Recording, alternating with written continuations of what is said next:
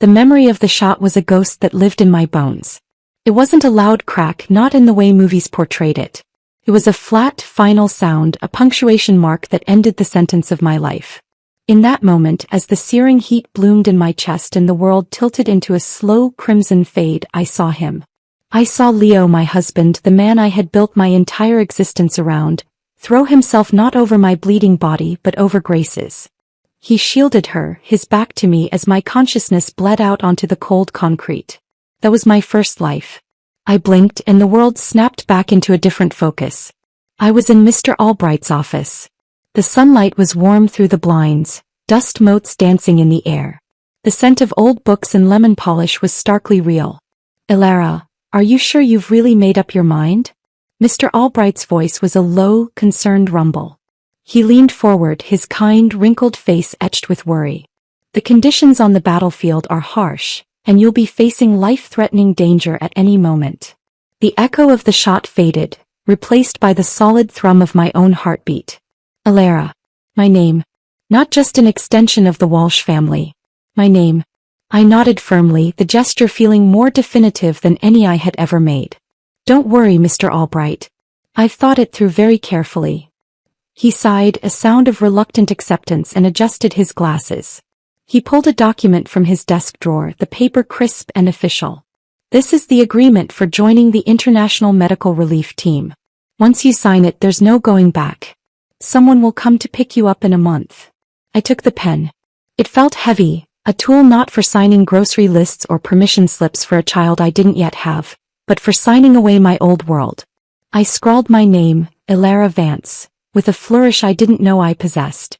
The maiden name I had so gladly abandoned felt like a homecoming. I walked out of his office, the signed agreement clutched in my hand, a ticket to a future I had chosen. The institutional hallway seemed to stretch forever. I stopped, my hand drifting down to rest on my slightly rounded belly. A wave of dizziness, not from pregnancy, but from the sheer vertigo of time, washed over me. 2 months. I was 2 months pregnant. In my first life, this child had grown into a daughter, a little girl I had loved with a ferocity that frightened me. But that daughter, in the end, had looked at me with Grace's eyes. She had screamed that I was outdated, that her father and Grace were the perfect match, that she wished Grace was her mother. The words had been a different kind of shot, shredding my soul from the inside out. The child in my womb was the same. The same soul, the same potential for a betrayal that would cut deeper than any blade. She didn't want me as her mother. And in this life I would grant her that wish. A cold resolve settled in my stomach, harder than the nausea of early pregnancy. I would not let anyone from the Walsh family become a stumbling block in my rebirth. Leo would be bringing Grace home soon. The cycle was beginning again. But I would not be there to witness it. I went to the hospital. The antiseptic smell was a promise of cleanliness, of erasure. The doctor, a gentle-faced man with tired eyes, tried to dissuade me. "Are you certain, Ms. Vance? There are other options. Support systems." "I'm certain," I said, my voice devoid of the tremor I felt inside. It wasn't a tremor of doubt, but of a profound, seismic shift. I was tearing down my own foundations to build something new. After seeing my resolve, he had no choice but to relent. The procedure was quick, clinical. A ending. When it was over, I felt a hollowed-out ache, a physical emptiness that mirrored the emotional void I had lived in for years. But it was a clean void. A blank slate. I stayed in the hospital for 2 days, a quiet cocoon away from the world. When I returned to the Walsh household, the air was thick with the same domestic stagnation I remembered. "Where have you been?" Martha, Leo's mother, demanded, her hands on her hips. Her eyes scanned me, looking for faults, for deviations from her narrow script. I avoided her gaze, not out of submission but out of a newfound disinterest. "I was interning at the hospital with my professor," I said quietly. She sniffed, displeased. "You're already married. You should be staying home to serve us properly. Stop running off to the hospital all the time. What use is all that studying? You'll never become a real doctor. A woman's virtue is in being unaccomplished." The words were a familiar record, scratchy and repetitive, but I heard them with new ears. I remembered how she never said such things to Grace. For Grace, ambition was charming. For me, it was a nuisance. Just as I knew he would, Leo brought Grace home not long after. This time I made sure I wasn't there. I went to the hospital library, losing myself in textbooks about triage and field medicine. When I returned, it was just in time for dinner. It was New Year's Eve. In the past, I was always the one in the kitchen, sweating over a feast for a family that barely acknowledged my effort. This year, since they couldn't reach me, Martha had been forced to cook herself. The table was laden with dishes, but her face was a thundercloud. "So you finally decided to come back," she said, her voice dripping with displeasure. Seeing her expression, Arthur, Leo's father, tried to ease the tension. "Come on, sit down and eat." I sat down beside Leo, feeling nothing but a distant, clinical curiosity. He was as handsome as I remembered, with that strong jaw and confidence set to his shoulders.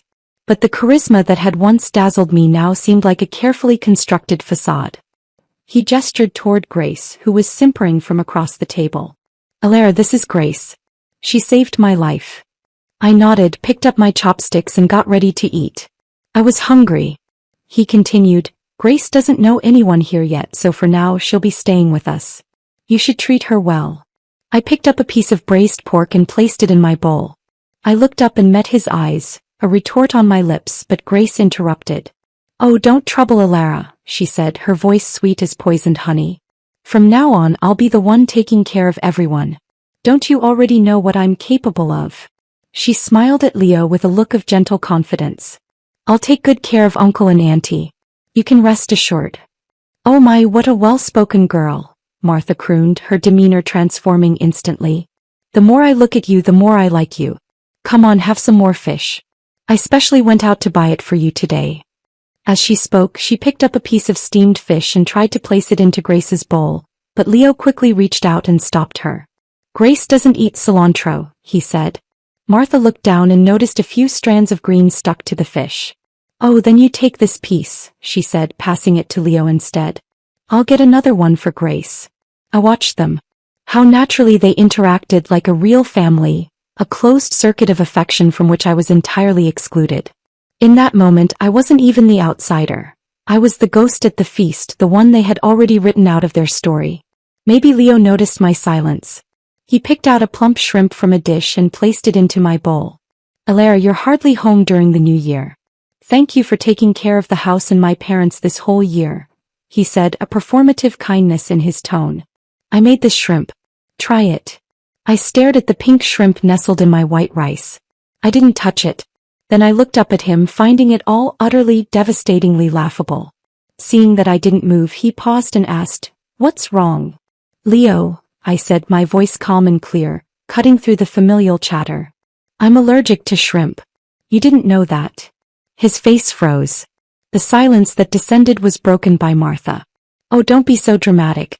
Allergic, not allergic. Back in the day, people didn't even have enough to eat. It's the New Year. Don't go ruining everyone's mood." The contrast was breathtaking. Her syrupy tone with Grace, her dismissive scorn with me.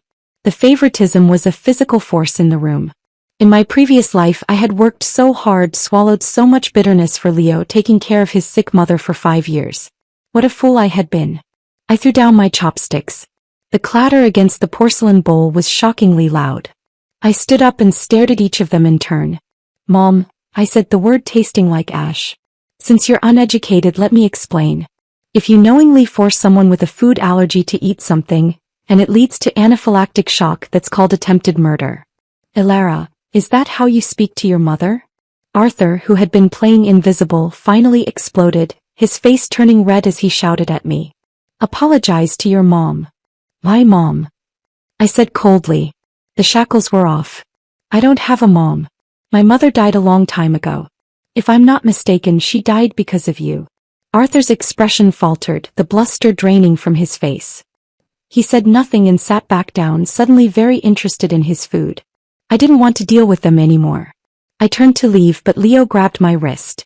His grip was firm, possessive. "Alara, apologize." He was angry. A real, hot emotion finally directed at me. I yanked my hand away forcefully and looked him straight in the eyes. "What? Did you really start thinking I was your family's maid? It's been how long since the founding of the new country?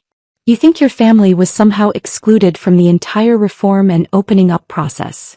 Their faces were a wave of shock, mouths agape, eyes wide. I wasn't surprised.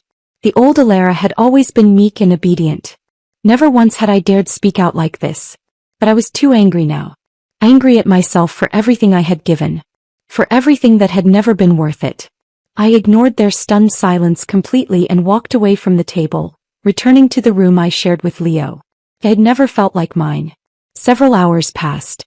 The fireworks started outside, painting the night sky with brief, brilliant flowers. Then I heard a knock at the door. I got up and opened it. Leo was standing there. He handed me a glass of warm milk. Alara, I just heated this up. Drink a little. No thank you, I said, moving to close the door. He blocked it with his hand, looking at me with a helpless expression that might have once swayed me.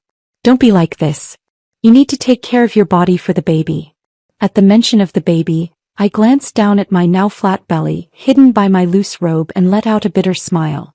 Leo, I said softly, using the name I used to whisper with affection. They're setting off fireworks outside. Why don't you go watch with Grace?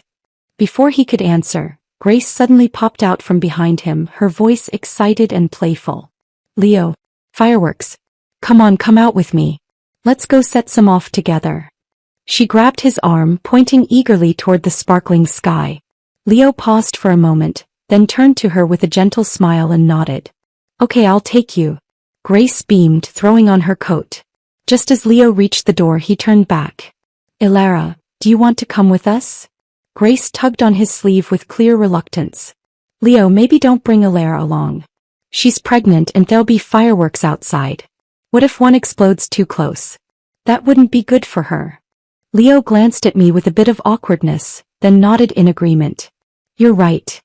I shook my head. You two go ahead and have fun. I saw a trace of guilt flicker across his face. Then get some rest at home, he said gently. Mom mentioned earlier that you're due for a prenatal checkup. I'll go with you tomorrow morning. Before I could respond, Grace impatiently pulled him out the door.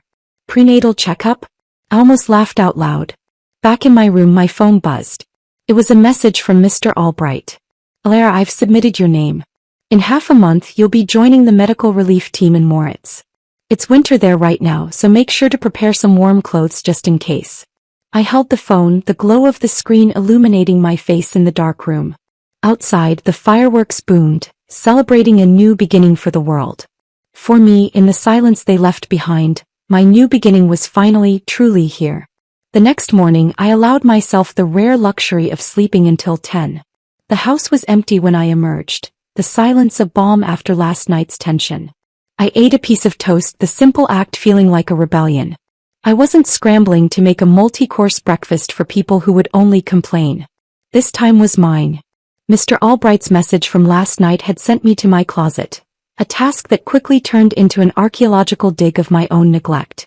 I pulled open drawers and slid hangers across the rod, my hands brushing against fabrics worn thin, styles years out of date.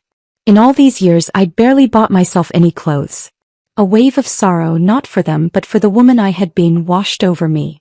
Back then I felt a twisted, aching pity for Leo for how hard he worked. So almost all the money he gave me for the household was spent on his parents' medicine, their special dietary needs, and maintaining a facade of middle-class comfort for his family. I rarely spent anything on myself. Thinking about it now, the stupidity felt like a physical weight. Around noon, I took a cab to the city's most upscale mall. I walked through the gleaming doors, the air smelling of perfumed air conditioning and new leather. I headed straight for the women's designer section, a part of the store I had always walked past with averted eyes. Just as I passed through the entrance, I heard an excited, girlish voice I knew all too well. This dress is gorgeous. My eyes tracked the sound. There they were. Leo and Grace. They were still wearing the same clothes from yesterday. Grace was holding up a fitted black lace dress, pressing it against her body and preening in front of a full-length mirror. Leo, would I look good in this? She asked, her voice dripping with a sweetness that made my teeth ache. He nodded, a fond smile playing on his lips. You'd look great. But isn't it too expensive? Grace asked, feigning bashfulness as she glanced at the price tag. It's over $8,000. Leo just smiled, a gesture of careless power. He pulled out his credit card from his wallet and handed it to the hovering sales associate. Please wrap it up. The saleswoman's face lit up with avaricious delight. Right away, sir. Your wife has exquisite taste, she gushed, taking the card. I watched the whole transaction from the entrance, a silent spectator to my own humiliation. Suddenly it struck me with the force of a blow. I couldn't remember a single thing Leo had ever bought for me from the moment we met until now. Not a piece of jewelry, not a scarf, certainly not an $8,000 dress. My wedding ring had been his grandmother's. Every gift had been practical for the house, never for me. It wasn't until he finished the purchase, turned around and his eyes scanned the store that he saw me standing there. The smile on his face instantly froze, then shattered. Alara, what are you doing here? For a moment, a wicked impulse took hold. I wanted to see him squirm. I raised my wrist and looked at my watch with exaggerated precision. Didn't you say you were going to take me for my prenatal checkup? I asked, my voice deceptively mild. You didn't come home all night, so I figured I'd go out and look for you myself. His face turned pale, a mask of guilt and panic. He rushed to explain, his words tumbling out. Don't misunderstand. We stayed out late after setting off fireworks and didn't want to wake anyone by coming home, so we just got a room at a hotel nearby. Separate rooms, he added hastily. Yeah, Alara, don't overthink it, Grace chimed in, clutching the shopping bag containing her new dress like a trophy. I let my gaze drift pointedly to the bag in her hands. Oh, the dress. Is that a gift from Leo? Grace giggled, a sound like tinkling broken glass. It's a little something for starting my new job. Leo helped me get a position as his assistant. Alara, you don't mind, do you? I could hear the provocation lacing her words, a challenge disguised as concern. I smiled, a calm, placid expression that seemed to unnerve them both. Of course not. You're his savior. It's only right. Leo, hearing this, smiled at me with palpable relief. He thought my compliance was a return to normalcy. I knew you'd understand. I looked at him, finding his arrogance so laughable it was almost pitiable. I'll drop Grace off first, then take you to the hospital, he added, already steering us toward the exit as if he were managing a minor crisis. Alara didn't mean that, right? Leo said, grabbing her arm and turning to me, his eyes demanding that I capitulate, that I restore the peace by swallowing my own outrage. I smiled. It was a cold, sharp smile. No, I said, my voice clear and cutting through the drama. I did mean it. I looked Leo dead in the eye. Leo, between Grace and me, this house can only have one of us. His hand, still on Grace's arm, froze. He looked at me as if he were seeing a stranger. What's wrong with you? You weren't like this before. I didn't want to waste another word on him. The charade was over. Leo, let's get a divorce. The words hung in the air, stark and unbelievable. Since you can't let Grace go, I'll return your freedom. Crush. Arthur slammed a teacup onto the floor, the porcelain shattering into 1,000 pieces. Ridiculous. Divorce? What nonsense. What do you expect the neighbors to think of me? You want him to divorce you? Where would you even go after leaving our family? He jabbed a finger toward me, his face purple with rage, while his other hand clutched Grace's as if she were his lifeline. She's pregnant. No one will want her in the future. I glanced at him, finding his screeching voice and frantic expressions not frightening, but pathetic and headache-inducing. Leo, hearing his father, seemed to find solid ground. Yeah, Alara, where would you go if you left us? Don't say things you don't mean. You're still carrying our child. Don't let your emotions get the best of you. He reached out, trying to grab my hand in a gesture of false comfort. I stepped back, putting a cold distance between us. The child, I said, and a laugh, bitter and hollow, escaped my lips. You really think I'd just selflessly carry a child for the Walsh family, then spend the rest of my life serving your selfish, self-centered clan? Even a slave would be better off than I was. I took a deep breath, savoring the moment before the final detonation. The child. I already had an abortion. Don't even think about it. I reached into my bag, pulled out the folded medical report and tossed it onto the floor at their feet. It landed with a soft, final whisper. Martha scrambled to pick it up, her hands trembling. Her eyes scanned the page and her face turned a ghostly, ashen white. She clutched her chest, a theatrical gesture of agony. Alara, how dare you? How could you kill my grandson? How dare you? Because the child was in my body, I said, my voice unnervingly calm. Then I looked at Grace, who just moments ago had been the picture of fragile weakness. If you want a grandchild so badly, I said, my voice dripping with icy sarcasm. Why don't you have Grace give you one? Elara, stop it. Leo snapped, his voice raw. Oh, that's right, I said with mock realization. I almost forgot. I think I overheard once that Miss Grace isn't able to have children. In my past life, I had accidentally seen her medical report after one of her many delicate visits to the hospital. Grace's eyes widened in pure, unadulterated shock. The color drained from her face. How do you know that? Martha broke down, crying uncontrollably, her world of imagined grandchildren collapsing around her. Only now did Leo and Arthur finally realize I hadn't been lying. They rushed to grab the report from the floor. Leo's hands shook as he read it. He opened his mouth, but no sound came out for a long moment. You really went through with it? He finally whispered, his voice broken. Arthur was so furious he collapsed onto the ground, slamming his cane against the floor. What a cursed family. A cursed woman. While they were all caught in the chaos, the perfect family portrait torn to shreds, I walked calmly to the bedroom. I pulled my pre-packed suitcase from the closet and headed toward the front door. Leo, snapping out of his stupor, chased after me and blocked the exit. Elara, please don't make a scene. Let's not talk about the abortion for now. I won't hold it against you. I almost laughed at the sheer, unadulterated shamelessness of it. Leo, I said, my voice low and venomous. Have I been too polite to you all these years? Is that why you've become this disgusting? Right now Elara, am the one asking for a divorce. I'm not begging for your forgiveness. I pulled out the divorce agreement I had drafted weeks ago, the final piece of my emancipation, and threw it at his chest. I've signed my name. You sign yours. I don't want anything more to do with you or your family. For the first time it seemed to truly dawn on him that I was serious. This wasn't a tantrum. This was a verdict. He tried to grab my arm again to stop me, to pull me back into his orbit. But I was done. I shoved him back with all my strength, a strength he never knew I possessed. What's wrong with you, Leo? You married me because my mother saved your father's life, didn't you? You never loved me. So what's with the act now? Besides, if we divorce, you and Grace can finally be together openly. What's the problem? Elara, you've got it all wrong, he cried out, a desperate last-ditch effort. I'm only kind to Grace because she once saved my life. She has no family in this world and I feel a responsibility to look after her. That's all it is.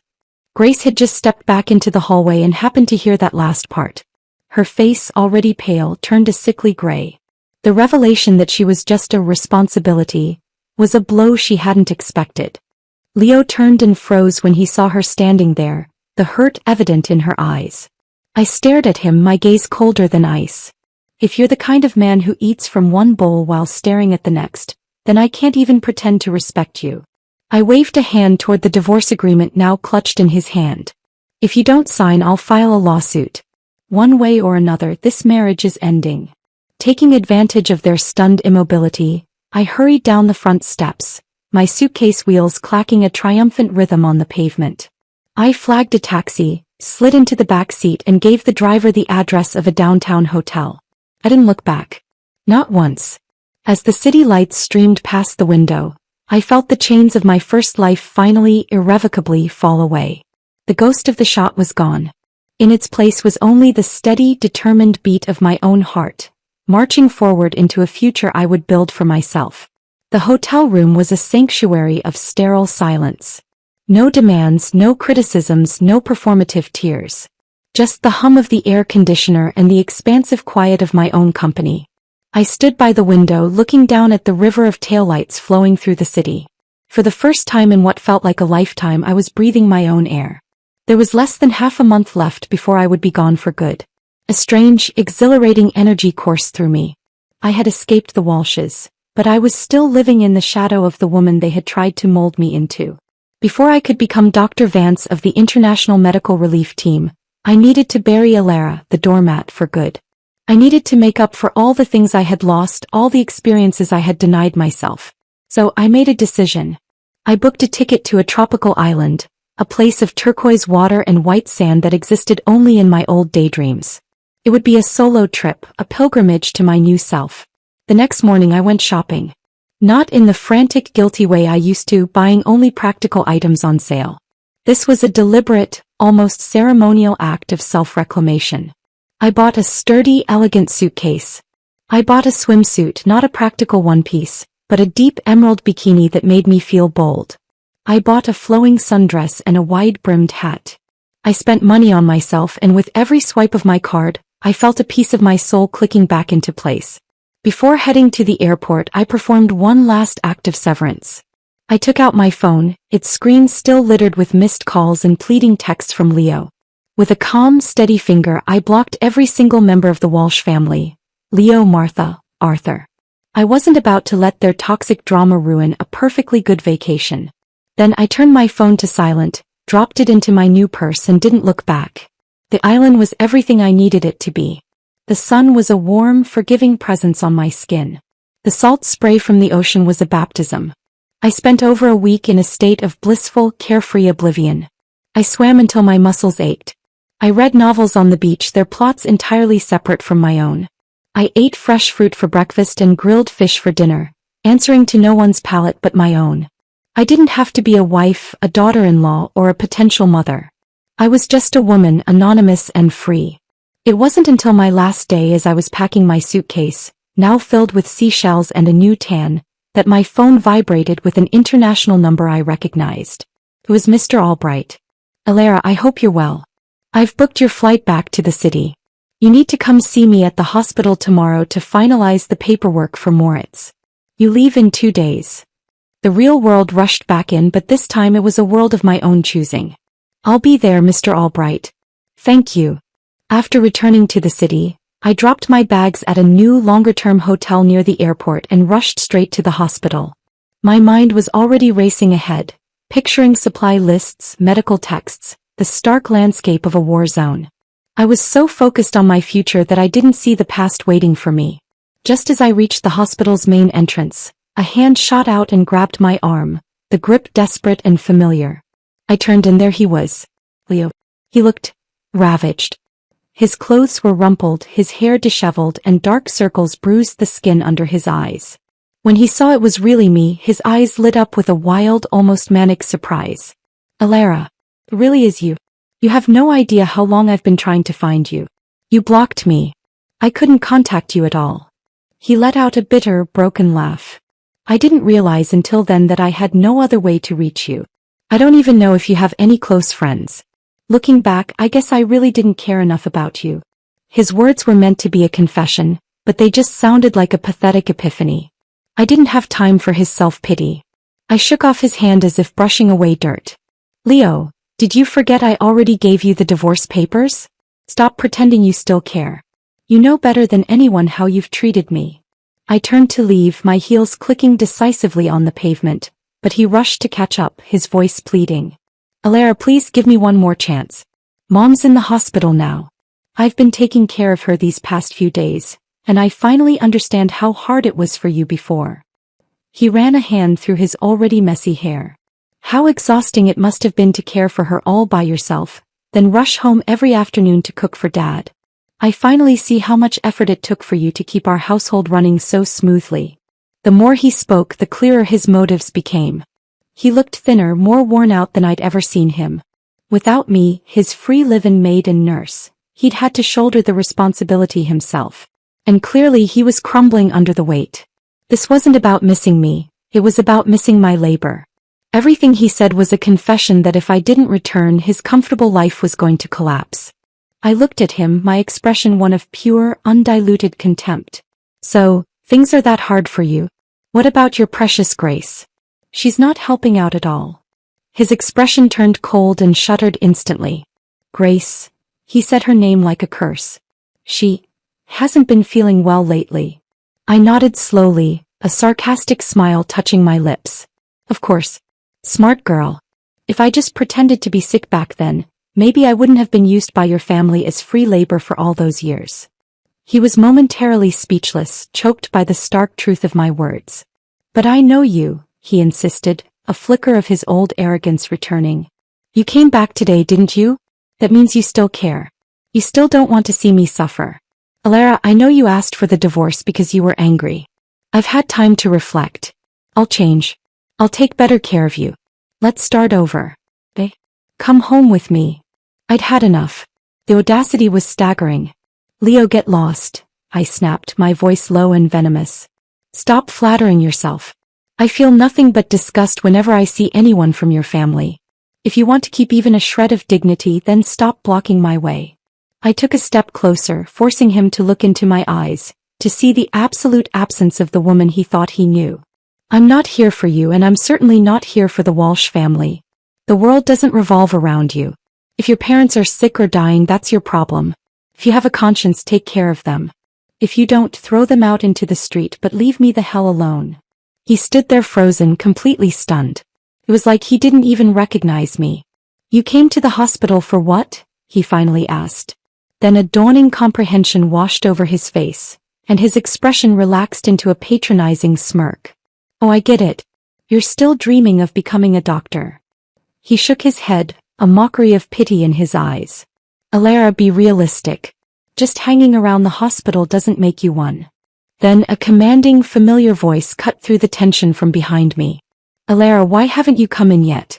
We still need to confirm your documents before you join the relief team.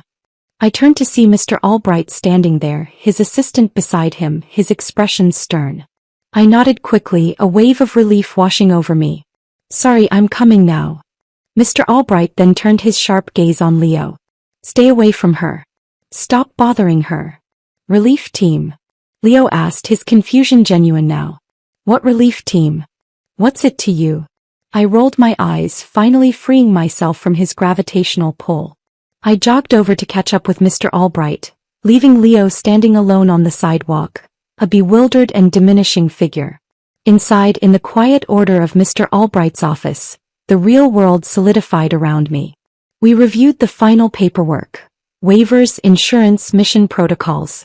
The words hostile environment and combat medicine were no longer abstract concepts. They were my imminent reality. Finally, Mr. Albright handed me a small leather-bound credential and a plane ticket. Alara, on behalf of the International Medical Relief Team, I welcome you, he said solemnly, shaking my hand. The weight of the credential in my palm felt more significant than my entire marriage. The next morning, a sharp knock echoed in my hotel room. I opened the door to find a young, serious-faced man in a practical uniform. Dr. Vance, he said with a respectful smile. I'm here to escort you. I took a final look around the sterile room, picked up my single suitcase, now packed with medical supplies and warm clothing for a Moritz winter, and followed him. I didn't look back. At the airport, we boarded a military-chartered plane. The roar of the engines was a symphony of finality and beginning.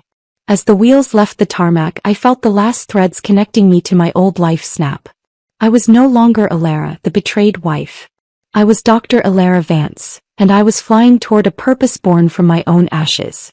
The flight was long and loud. When we finally landed, the air that hit me as I descended the steps was cold, dry, and carried the faint, acrid tang of smoke and dust. In the distance, the horizon was broken by the skeletons of bombed-out buildings. This was Moritz. This was my new beginning. This was the point of no return, and I strode toward it without a single backward glance. The first breath of Moritz air was a shock to the system. It was cold, thin, and carried a persistent chalky dust that coated the back of the throat. The sounds were a dissonant symphony, the distant low thump of artillery, the constant hum of generators, and the wail of sirens that sent everyone scrambling. This was not the clean, ordered world of a city hospital. This was the ragged, raw edge of human existence. Our field hospital was a cluster of reinforced tents and repurposed concrete shells, a fragile bastion of sanity in the chaos. The learning curve was not a curve, it was a vertical cliff. I went from studying textbooks to treating a life-threatening procedure, from practicing sutures on pigskin to staunching the pulsing wound of a child caught in crossfire. The theoretical knowledge Mr. Albright had imparted was a foundation, but the reality was a brutal, bloody masterclass. I learned to operate on 4 hours of fractured sleep, to eat cold rations with one hand while applying pressure to a wound with the other. I learned to distinguish the whistle of an incoming shell from the whistle of the wind, a skill that meant the difference between diving for cover or being torn to pieces. The life-threatening danger Mr. Albright had warned me about was not an abstract concept. It was the air we breathed. But amidst the horror I found a terrifying, profound beauty. In the eyes of a mother whose baby I had just delivered safely in a dusty bunker, I saw a gratitude so pure it felt sacred. In the weak grip of an old man whose leg I had amputated to save his life from gangrene, I felt a trust that humbled me to my core. Every life we pulled back from the brink was a small victory against the overwhelming tide of despair. The ghost of the shot that had haunted me began to fade, replaced by the immediate pressing demands of the present. I was not dwelling on a death, I was fighting for lives. During those 3 years I witnessed the very worst and the very best of humanity. I saw militias commit unspeakable atrocities, and I saw aid workers from a dozen different countries risk everything to save a single, anonymous life. I saw children who had lost everything still find the capacity to share their meager bread. My own suffering, the betrayal of the Walsh family, began to shrink in perspective. It had been a personal, intimate hell. But this was a collective one, and in serving it, my own wounds began to scar over. I stopped being Alara, the wronged woman from a previous life. I became Dr. Vance. The title was earned not in a university hall, but in the blood and grit of this war-torn land. My hands, once only capable of household chores, now held the power to suture, to set bones, to bring life into the world under the most desperate circumstances. The emptiness I had felt after the abortion was filled with a purpose so demanding it left no room for self-pity. One evening, after a particularly grueling 36-hour shift where we had lost 3 patients but saved 7, I sat on an ammo crate outside the main tent, sipping a cup of bitter, black coffee. The sky was ablaze with a sunset that seemed to mock the darkness on the ground. My body ached with a fatigue so deep it felt like a part of my skeleton. But for the first time in either of my lives, I felt a sense of profound, unshakable peace. I was exactly where I was meant to be. It was on a day like this, 3 years to the month since I had arrived, that the satellite phone in the command tent rang for me. It was Mr. Albright. Alara. His voice crackled over the line, thousands of miles away yet feeling impossibly close. Your service in Moritz is coming to an end. You've done remarkable work. Reports have come back and your name is being spoken with great respect. Thank you, Mr. Albright, I said, my voice rough with dust and fatigue. There's now an opportunity to study in Germany, he continued. A fully funded scholarship in advanced trauma surgery. It would take 4 years. The systems there are among the most advanced in the world. Would you be willing to go? I looked back at the field hospital behind me, at the stained canvas and the dedicated, exhausted faces of my colleagues. I looked at the rubble and the wounded that were a constant presence. My skills had grown exponentially here, but they had reached a plateau. I was a master of battlefield medicine, but I knew there was so much more to learn. To truly become the doctor I wanted to be, I needed more. Yes, I said without hesitation. I want to go. Excellent. I'll start the paperwork immediately. He paused, and the silence on the line stretched just a moment too long. There's something else, Alara. Something I've never told you. I felt a prickle of foreboding. Is there something else, Mr. Albright? The day after you left, your ex-husband came to see me, he said, his tone carefully neutral. He kept asking where you went. I told him you had joined the relief team and were beyond his reach. He looked devastated. Kept saying it wasn't possible, that you couldn't have left him. He made a scene in my office, broke a bunch of things. In the end, it was that woman, Grace, who dragged him out. I listened, my face an impassive mask. A part of me, the old, wounded Alara, felt a flicker of grim satisfaction. At first, I actually thought he was genuinely heartbroken over your leaving, Mr. Albright admitted. But not even a few months later, he and that woman were openly in a relationship. I figured it wasn't worth upsetting you over, so I never brought it up. I wasn't upset. I was indifferent. The news was like hearing about the weather in a country I never planned to visit. But then just a few days ago I heard something huge. His voice dropped, turning suddenly gossipy, a rare breach of his professional demeanor. That Grace woman, she was arrested. And Leo, he was suspended from duty and has been taken in for investigation. Now my interest was piqued. Arrested? For what? Mr. Albright continued slowly, relaying the information with dramatic gravity. Turns out Grace was a traitor. A corporate spy working for a foreign entity. She approached Leo from the beginning with an agenda, using him to gain access to sensitive commercial and government contracts. The whole Walsh family was completely duped by her. Now Leo's not just out of a job. He might be facing more serious charges down the line for complicity, however unwitting. I leaned against the rough wooden post of the tent, the news settling over me. I thought back to my past life. As far as I could remember, none of this had ever happened before I died. Had Grace actually succeeded in that life? Had she and Leo lived out their days in wealthy, treacherous bliss, funded by his misplaced trust and her deception? The thought sent a cold shiver down my spine. Good thing you divorced that fool when you did, Mr. Albright concluded, a note of finality in his voice. Yes, I said, my own voice steady and clear. Good thing. And I meant it. Not with vindictive joy but with a profound sense of closure. The universe, it seemed, had its own sense of justice.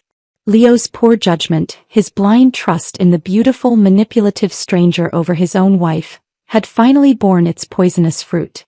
He had chosen a viper and now he was feeling its bite. As for him, well, he had it coming.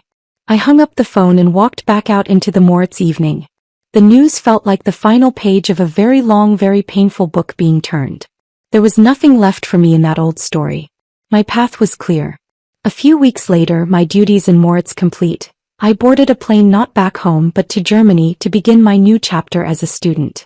The war zone had forged me in fire. Now the lecture halls and advanced operating theaters would temper that steel. I was no longer running from my past. I was sprinting toward my future. Germany was a different kind of shock. The silence was the first thing I noticed. The frantic life-or-death urgency of Moritz was replaced by the quiet, intense hum of academic rigor. The university hospital in Munich was a temple of modern medicine, a world of gleaming steel, sterile white walls and technology so advanced it felt like science fiction. It was order to Moritz's chaos. The first few months were a brutal adjustment. My knowledge was practical, hard-won in the field, but it was full of gaps in the underlying theory. I was surrounded by brilliant younger students who had never set foot outside a textbook, who could quote medical journals verbatim but had never held a dying man's hand. For a time I felt like an imposter, a battlefield butcher trying to play at being a scholar. But I had forgotten what I had learned in the dust of Moritz. A sheer, unbreakable will. I had faced down death. I would not be intimidated by an organic chemistry textbook. I became a ghost in the library, my corner stall littered with highlighted texts and pages of frantic notes. I sought out my professors, drilling them with questions born from real-world scenarios they had only ever read about. Slowly, the theoretical foundations solidified beneath my practical experience. The two began to merge and my understanding of medicine transformed. I was no longer just treating symptoms. I was comprehending the intricate, beautiful, and terrifying machinery of the human body at a molecular level. My 4 years there were a period of intense, focused growth. I had no time for the casual socializing of my classmates. My life was a trinity: the lecture hall, the library, the hospital ward. I took a special interest in trauma surgery and reconstructive procedures, driven by the memory of the shattered bodies and faces I had tried to piece back together with limited resources. Now I was learning how to do it properly, how to not just save a life but to restore a future. I allowed myself one small indulgence: a small apartment with a window box where I grew herbs. The simple, daily act of watering them, of watching green things grow in neat, orderly rows, was a meditation. It was my anchor to a peaceful civilian world I was learning to inhabit again. The favor of my mentors grew. Dr. Richter, the stern head of the trauma department, became a particular champion. He saw in me not just a gifted student but a doctor who understood pressure. "You have a calmness in the OR, Vance," he told me once after a complex vascular repair. "It is not the calm of inexperience. It is the calm of having seen worse." It was the highest compliment I had ever received. Graduation day arrived under a bright Bavarian sun. As I stood in my cap and gown, the doctoral hood heavy on my shoulders, I felt a quiet pride that was entirely my own. I had not done this for a husband, for a family, for anyone's approval but my own.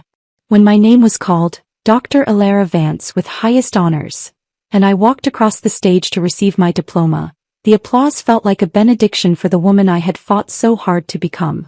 After the ceremony I was approached by the dean. "Dr. Vance," he said, "the board has decided to award you the Wilhelm Klein Medal for Clinical Excellence. Your work, both here and in the field, has been extraordinary." I held the heavy engraved medal in my hand. It was a tangible symbol of a journey that had begun in betrayal and ended here, in this moment of academic and professional recognition. The ghost of my past life was now so faint it was barely a whisper. Later that evening, as I packed the metal carefully into my suitcase, my phone rang. It was Mr. Albright. "Elara." His voice was warm, proud, but with a new, frail note I hadn't heard before. "Congratulations, my dear. I always knew you had it in you." "Thank you, Mr. Albright. I couldn't have done it without you." "There's another reason for my call," he said, and I could hear the hesitation. "I'm getting older, Elara. The hospital here, it needs new energy, new leadership. I've spent my life building this place. I can't hand it over to just anyone." He took a deep breath. "You're my best student. The most capable doctor I know. If I hand the hospital over to you, I can rest easy." The offer hung in the air, monumental and unexpected. To return home. Not to the city of my pain, but to a position of power and respect in my own field. To take the helm of the very institution that had been my first escape. "Mr. Albright, I'm honored." "Then come home, Elara," he said, his voice thick with emotion. "It's time." In the blink of an eye, it had been 7 years since I had left. 7 years since I had signed those divorce papers and walked out of the Walsh family's life. The thought of returning no longer filled me with dread. I was not the woman who had left.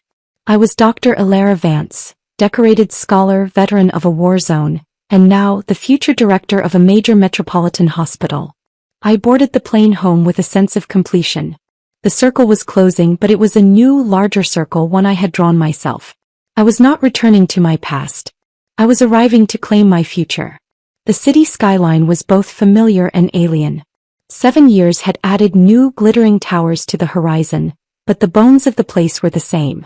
I felt no nostalgia, only a detached curiosity. This was no longer my home. It was the location of my new professional life. My first day as director was a whirlwind. The board meeting was a solemn affair, a room full of serious faces assessing the prodigal successor Mr. Albright had chosen. I spoke clearly and concisely about my vision, integrating advanced trauma protocols from Germany, expanding community outreach, and fostering a culture of continuous learning.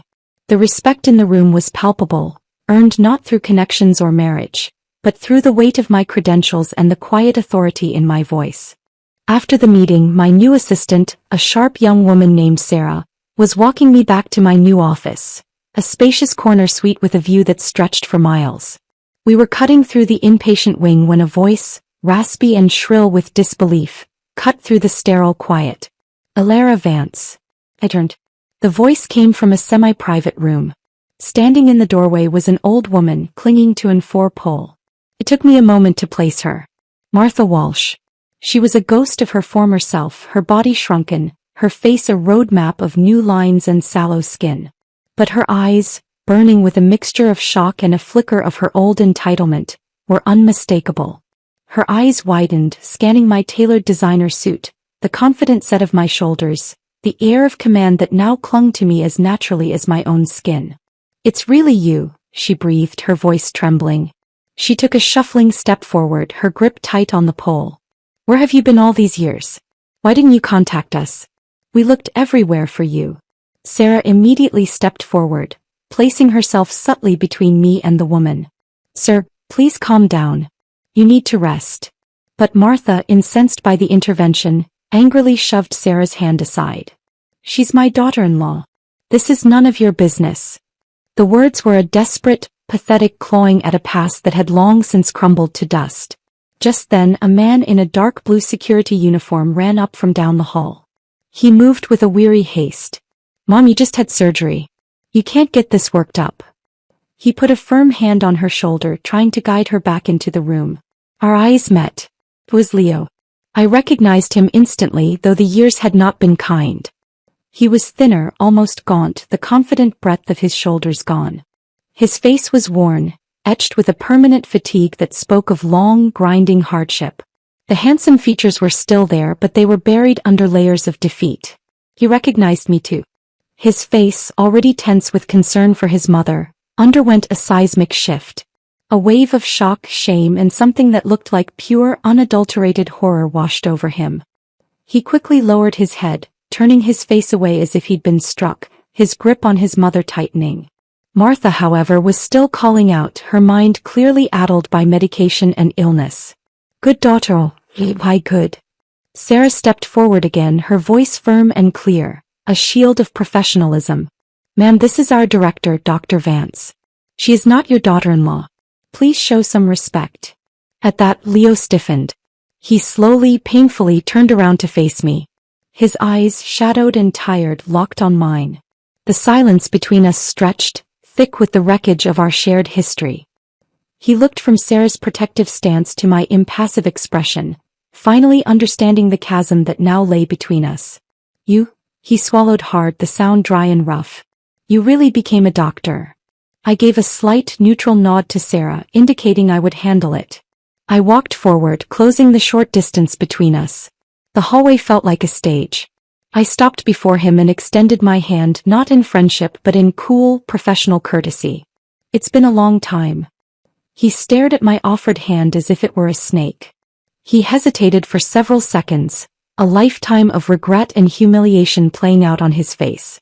Then he let out a soft, bitter laugh, a hollow sound devoid of any joy, and finally took my hand. His grip was calloused and weak. Yeah, he whispered, his voice barely audible. It has, Director Vance. After he had settled his protesting mother back into her room, he and I walked in silence to the hospital's ground floor cafe. The bright, cheerful space felt surreal, a bizarre backdrop for our meeting. We took a table in the corner, the clatter of cups and the murmur of other conversations forming a protective bubble around our silence. He ordered a black coffee, I asked for tea. He didn't speak until the drinks arrived, his hands cradling the warm mug as if for salvation. My father, he began, not meeting my eyes, passed away 2 years ago. His voice was flat, reciting facts from an obituary. At the time Mom was in the hospital and I had just been taken in for investigation. He couldn't bring himself to look at me. The only one left at home was him. He fell down the stairs. No one was there. It wasn't until much later that a neighbor realized something was wrong and called the police. He took a shaky sip of coffee. After that, Mom's health went downhill. She had surgery recently, but the doctor said a full recovery is unlikely. She doesn't have much time left. He finally lifted his gaze to mine and I saw the profound exhaustion there. Her mind isn't doing so well either. He forgets things. That's why she kept calling you that just now. Please don't take it to heart. After he finished, he lowered his head and buried his face in his hands, his shoulders slumping. The pose was one of utter defeat. Ilara. His voice was muffled by his palms. I regret everything. If I had just focused on living a good life with you. If I'd never brought Grace back home, maybe things would have turned out completely different. I lifted my teacup and took a sip. The chamomile was soothing. I placed the cup back on its saucer with a soft, definitive click. Leo, I said, my voice even and clear. You only regret how you treated me because your life is miserable now. Deep down, you don't really feel guilty for what you did to me. You feel sorry for yourself. That's the truth. I stood up, the movement graceful and final. The conversation was over. In that case, I don't think there's anything more for us to say. I already paid for the coffee. Panicked, he grabbed my wrist. His touch was desperate. No, Alaire, it's not like that. I really do feel guilty. I don't expect your forgiveness. I brought you here today because I wanted to say it to your face. I'm sorry. I looked down at his hand on my wrist until he released it, his own hand dropping limply to the table. I gave him a small, distant smile. I don't need your apology, Leo. Don't give yourself that much credit. I picked up my purse, slinging it over my shoulder. After I left you, I finally realized how many worthwhile things this world still has to offer. I was so foolish before, trapped in that tiny world you built. One little scrap of affection from you and I thought it was everything. I completely lost myself in the Walsh family. I looked toward the cafe's large windows at the busy street beyond, a world teeming with life and possibility. But thank God I didn't stay there. I created a new life for myself, one that surprises even me. I didn't wait for him to respond.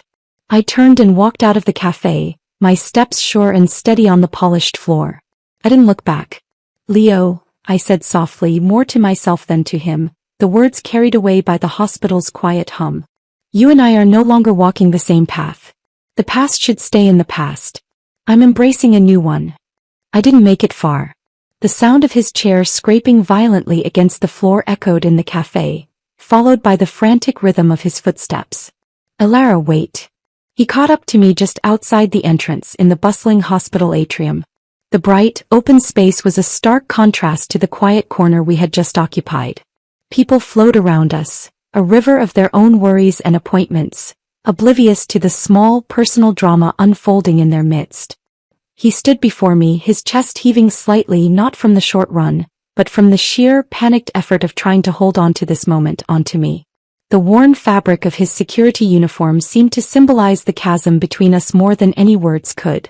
I know I don't deserve a second of your time, he began, his voice low and rushed, but you have to understand. After you left, everything fell apart. Grace, what she did. He shook his head, a spasm of pain and shame twisting his features.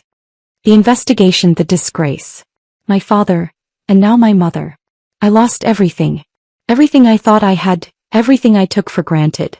It's all gone. He looked at me, his eyes pleading for a comprehension I could not give him. And then I see you. Director Vance. You're magnificent. You have everything. A purpose, respect, a life I can't even imagine. Don't you see? My regret isn't just because my life is miserable. It's because I was given a treasure and I threw it away for a mirage. I was a fool, Alara. The biggest fool to ever walk this earth. I listened, my arms crossed, my posture one of patient, unyielding stillness. I let him pour out his confession, this belated eulogy for the marriage he had destroyed.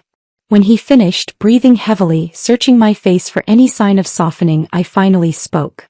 Leo, I said, my voice calm, almost gentle, and that gentleness seemed to wound him more than any shout could have. You're still not hearing me. You're framing this as your loss. Your mistake. Your tragedy. I took a small step closer, not to bridge the gap, but to ensure he heard every single word. Let me be perfectly clear. Your loss was my liberation. Your mistake was the key that unlocked my cage. The life you see me living now, this purpose, this respect, it wasn't a pre-existing thing you foolishly let slip away. It was built. It was built in the dust of Moritz, where I learned the value of a single human life. It was forged in the lecture halls of Germany, where I claimed the knowledge that was always my right to pursue. It was built brick by brick in the 7 years you spent losing everything. Your downfall was not the prelude to my success. It was merely the background noise. I would have become this person with or without you. His face crumpled. It was the final brutal truth he had been avoiding. He wasn't the tragic hero of this story. He was the cautionary tale in the footnote of mine. I don't hate you, Leo, I continued, and I realized with a start that it was true. The last embers of that consuming fire had been extinguished by time and distance. Hate would mean you still have a hold on me. What I feel for you now is nothing. It is a complete and utter absence. You are a stranger who shares a painful piece of my history, nothing more. I glanced at my watch, a simple, elegant timepiece. I have a departmental meeting in 10 minutes. My patients, my staff, my hospital, they are my present. They are my future. You are a ghost from a past I have long since made peace with. I looked him in the eye one last time, offering not forgiveness but a final, stark dismissal. Sign the divorce papers if you haven't already. Let the legalities catch up with the reality. Then let me go. And more importantly, Leo, let yourself go. Stop haunting the ruins of a life you chose to destroy. Your penance isn't in my forgiveness. It's in you finding a way to move on from the man you were, without using me as your crutch or your excuse. I turned away from him then for what I knew would be the final time. The sunlight streamed through the large glass walls of the atrium, illuminating the path ahead of me. Goodbye, Leo. I didn't hear his response if he made one. I was already walking away, my focus shifting to the meeting agenda, to the new research proposals, to the life that was waiting for me. The ghost had been confronted, and in the bright, busy light of day, it had simply faded away. The path behind me was closed, overgrown and unwalked. The path ahead was clear, and it was mine alone. The years that followed were not marked by the dramatic upheavals of my past, but by a quiet, steady accumulation of purpose and contentment. The hospital became more than a workplace. It was an extension of myself. We implemented the new trauma protocols, and I saw the survival rates for critical patients climb. I started a mentorship program for young female doctors, something Mr. Albright, for all his goodness, had never thought to do. I made sure they never felt their ambitions were a nuisance or that their place was solely at home. Mr. Albright passed away peacefully in his sleep 2 years after I took over. At his funeral, I didn't speak of a grieving daughter, but of a grateful successor. I promised him and myself that I would honor his legacy not by maintaining his vision, but by building upon it. The hospital board, once cautiously observing me, now followed my lead with unwavering confidence. My personal life, once a barren landscape, began to blossom in its own time. I didn't seek it out, it found me. His name was David, a historian who had come to the hospital to research a book on the architecture of old medical buildings. He was quiet, thoughtful, with eyes that held a deep, patient kindness. There was no frantic passion, no dramatic intensity. Our relationship was built on long conversations over coffee, shared silences in art galleries, and a mutual respect for each other's demanding careers. He knew the broad strokes of my past, the divorce, my work abroad, but he never treated me like a wounded bird needing repair. He saw the strength my journey had forged and he admired it. We married in a small, simple ceremony in the hospital gardens, surrounded by colleagues and a few close friends I had made over the years. It was a celebration of a present we were building, not a redemption from a painful past. A year later, our daughter was born. We named her Clara. Holding her for the first time, I felt a love so profound and terrifying it eclipsed everything that had come before. But it was a different love than I had known in my first life. It was not a love born of duty or societal expectation. It was a love born of pure, unadulterated choice. I had chosen this life, I had chosen David, and I had chosen to bring this perfect tiny human into my world of stability and love. There were no ghosts at the edges of my happiness. When I looked at Clara, I saw only her father's gentle eyes and her own boundless curiosity. The bitter memory of a previous child who had rejected me had long since lost its power to wound. That was another life, a story that belonged to another woman. One afternoon I was pushing Clara on a swing at the park. She was squealing with laughter, her little hands gripping the chains tightly. David was on a nearby bench, reading, looking up every few seconds to smile at us. The sun was warm, the air was clean, and my heart was so full it felt like a physical presence in my chest. A movement at the edge of the park caught my eye. A man was walking slowly along the path, his shoulders stooped. It was Leo. He was older, grayer, but it was unmistakably him. He was alone. His eyes scanned the park and for a fleeting second they met mine. There was no shock, no plea, no bitterness. There was only a vast, quiet emptiness in his gaze. He saw me, a woman, a mother, a person utterly and completely separate from the history he held. He gave a slow, almost imperceptible nod. It wasn't a greeting but an acknowledgement. An acknowledgement of the unwalked path, of the chasm between us that was now as wide and permanent as an ocean. I nodded back, a simple, neutral gesture. Then I turned my attention back to my daughter. "Higher, Mama. Higher." Clara giggled. I gave her a gentle push, sending her soaring into the blue sky. I watched her, my whole world focused on that small, joyful figure. When I glanced back toward the path, Leo was gone. He had vanished back into the stream of his own life, whatever that may be. And I felt nothing. No triumph, no pity, no residual anger. Just a quiet, profound gratitude for the journey that had led me here, to this park, to this child, to this man, to this life. The shot that had ended my first life was now so distant it was nothing more than a faded echo. It had been the end of everything. But it had also been a beginning. It had been the brutal, necessary catalyst for me to tear down a life built on sand and construct a new one, piece by piece, on the unshakable foundation of my own strength, my own choices and my own worth. I had not just survived my rebirth. I had finally and completely lived. The end. George, I've got good news and bad news. Which do you want to hear first? I put down my paintbrush and looked at my friend Frank. He stood at the studio door with a mysterious air, his face a mix of nervousness and excitement. Let's start with the bad news. After all, I've gotten used to it these past 3 years. Your painting, Eternity, just sold for a sky-high price. Over $6 million. I frowned. How is that bad news? Frank chuckled. Because it's actually part of the good news. The bad news is, buddy, you might need to see a psychiatrist. What do you mean? A woman who looks exactly like Mary showed up at your art exhibition. I almost thought I was seeing a ghost. The paintbrush slipped from my hand and fell to the floor, splattering paint across the unfinished canvas.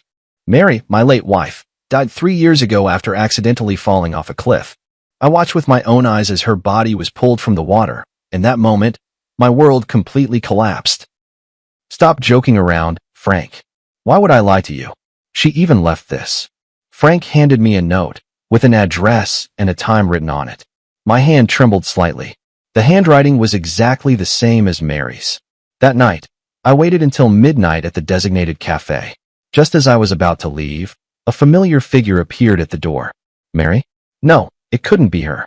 But every gesture of that woman, from the tips of her hair to her fingertips, was a shadow of Mary. George, it's been a long time. She sat across from me, and the familiar voice nearly made my heart stop. Who are you? I struggled to remain calm.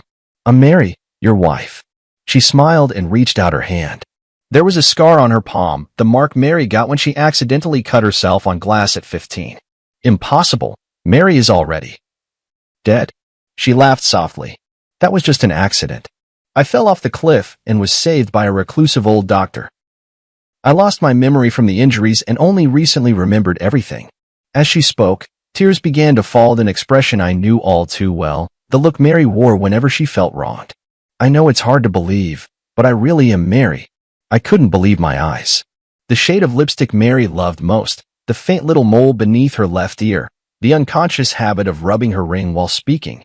Everything was so familiar. Are you really Mary? She nodded and took a small box out of her bag. This is the proof. Inside the box was the first piece of jewelry Mary ever designed. A sapphire ring, the only one of its kind, never mass-produced. I brought it with me that day because I wanted to surprise you. I suddenly stood up and pulled her into my arms. 3 years of longing surged over me like a tide. I held her tightly, afraid that if I let go, she would disappear again. On the way home, she told me about her experiences over the past 3 years. She was rescued by an old doctor in the mountains, lost her memory due to a severe head injury, and lived in a remote mountain village for more than 2 years. It wasn't until she happened to see a poster for my art exhibition that her memory gradually returned. The next day, I took her to see Frank. Oh my God, it really is you, Mary. Frank stared in astonishment, eyes wide. Frank, it's been a long time. She greeted him with a smile, exactly as I remembered. Frank pulled me aside and whispered, Man, this is unbelievable, but I really believe it's her. Who else but Mary could call me by my childhood nickname so accurately? That was something only the two of you knew. A week later, Mary officially returned. We held a small welcome party for her. Her mother was so overwhelmed that she fainted, and when she woke up, she clung to her daughter and refused to let go. But that night, I noticed the first sign that something was off. Mary never ate mangoes because she was severely allergic. Yet the returned Mary absent-mindedly tasted a mango dessert and was perfectly fine. Aren't you allergic to mangoes? I asked. She paused for a moment, then quickly laughed and said, Oh, that old Chinese doctor cured my allergy. He's really amazing. I nodded, but in my heart, I marked the first question mark. Is this really my wife? A month passed quickly, and Mary blended perfectly into our lives. She knew the location of every item in the house, remembered our shared memories, and could even accurately name friends we hadn't contacted in years. But those subtle feelings of discord kept growing. For example, the real Mary liked to listen to classical music, especially Debussy, while designing jewelry. But she would always unconsciously hum along to pop songs. Mary always habitually used her left hand to hold chopsticks, even though she knew it was wrong. She just couldn't change. But she was a standard right-handed user. The most obvious difference appeared that night when I accidentally caught her smoking in the bedroom. The real Mary hated the smell of smoke. Even when I came home from social events with a faint scent of cigarettes, she would frown. When did you start smoking? I stood at the doorway, my voice soft. She was clearly startled, hastily snuffing out the cigarette. This is a herbal cigarette for treating insomnia, prescribed by an old Chinese doctor. I nodded, not pressing further, but the doubts in my heart only grew deeper. The next day, I went to find Frank. Help me check if, in the past 3 years, plastic surgery technology has advanced enough to achieve this level. Frank's eyes widened. You mean, She's not Mary? I'm not sure, but there are always some things that don't add up. 2 days later, Frank brought news. High-end plastic surgery can make faces look similar, but it can't replicate the exact placement of scars or moles. And there's a limit to how well someone can imitate a voice. What if it was a twin? Frank shook his head. Mary is an only child. We all know that. I decided not to show my feelings for now and to keep observing. A week later, Mary's mother came to my house with astonishing news. George, Mary is going to have a baby, my mother-in-law told me excitedly. I stood there stunned. Before we got married, Mary had been diagnosed with uterine hypoplasia. The doctor had made it clear she could never get pregnant. This was our shared secret. Not even my mother-in-law knew. How do you know that? I managed to ask. Mary told me this morning. She said she already had a checkup. It's been 2 months. My mother-in-law happily grabbed my hand. It's a blessing from above.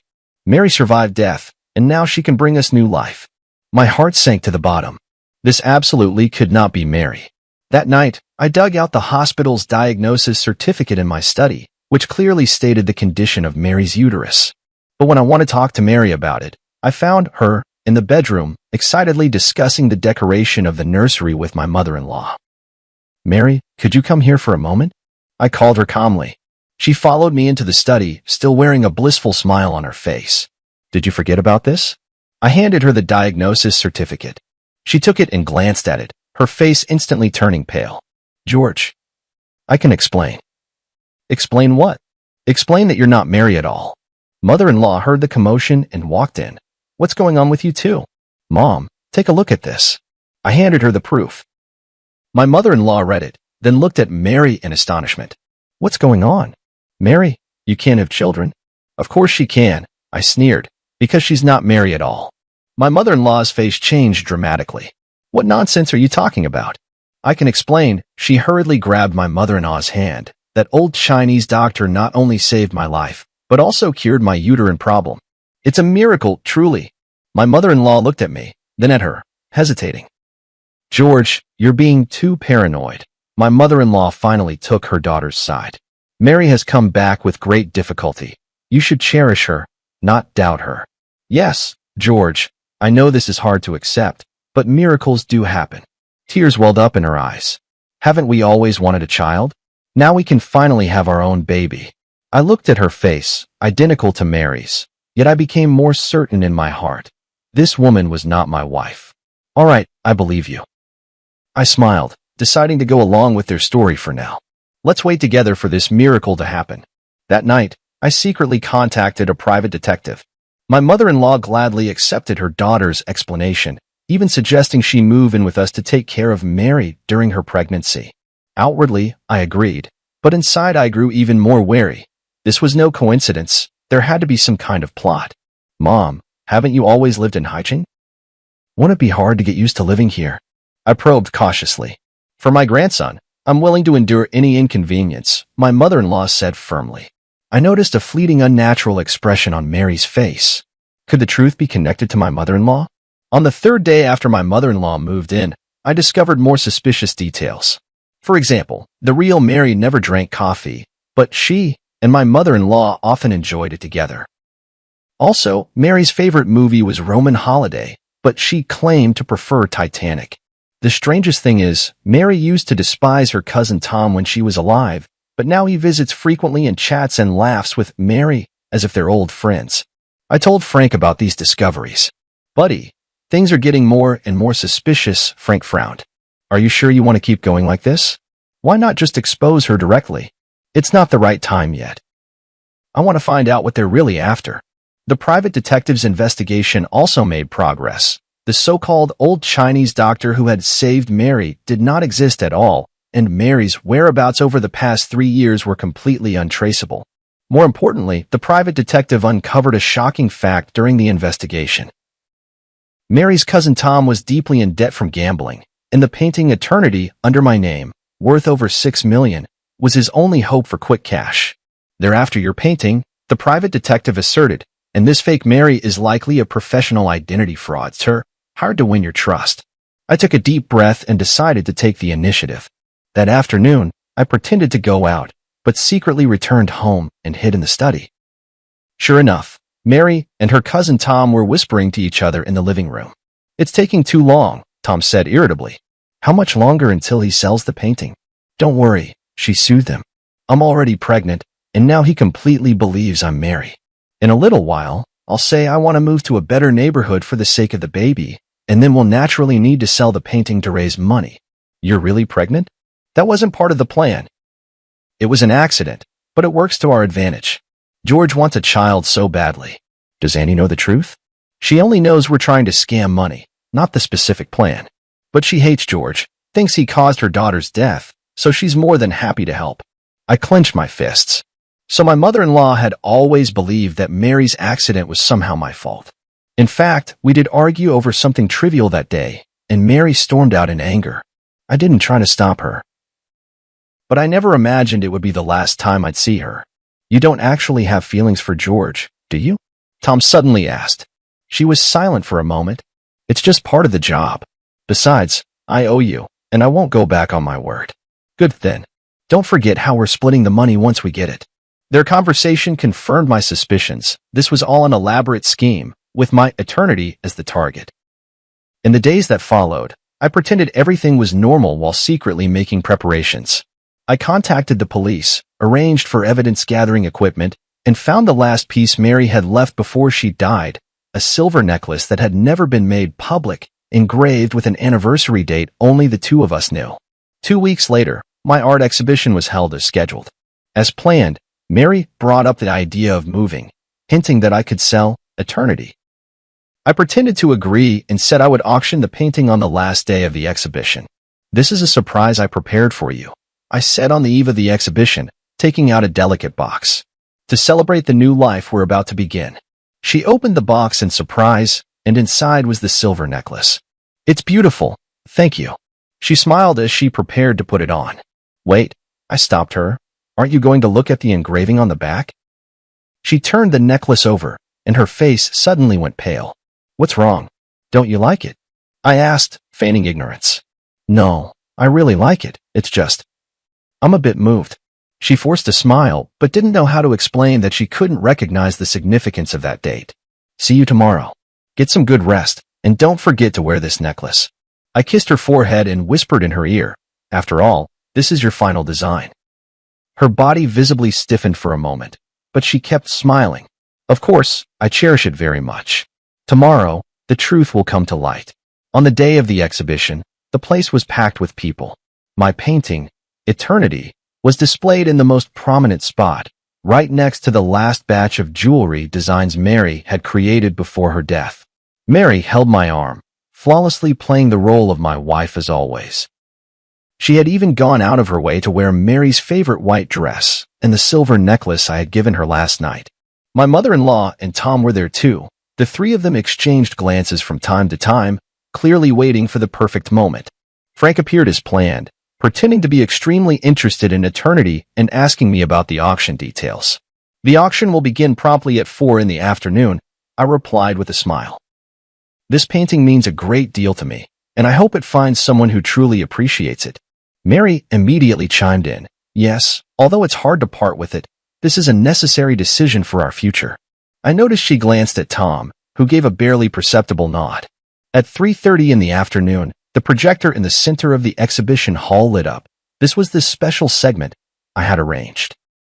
"Ladies and gentlemen, I stood in front of Eternity.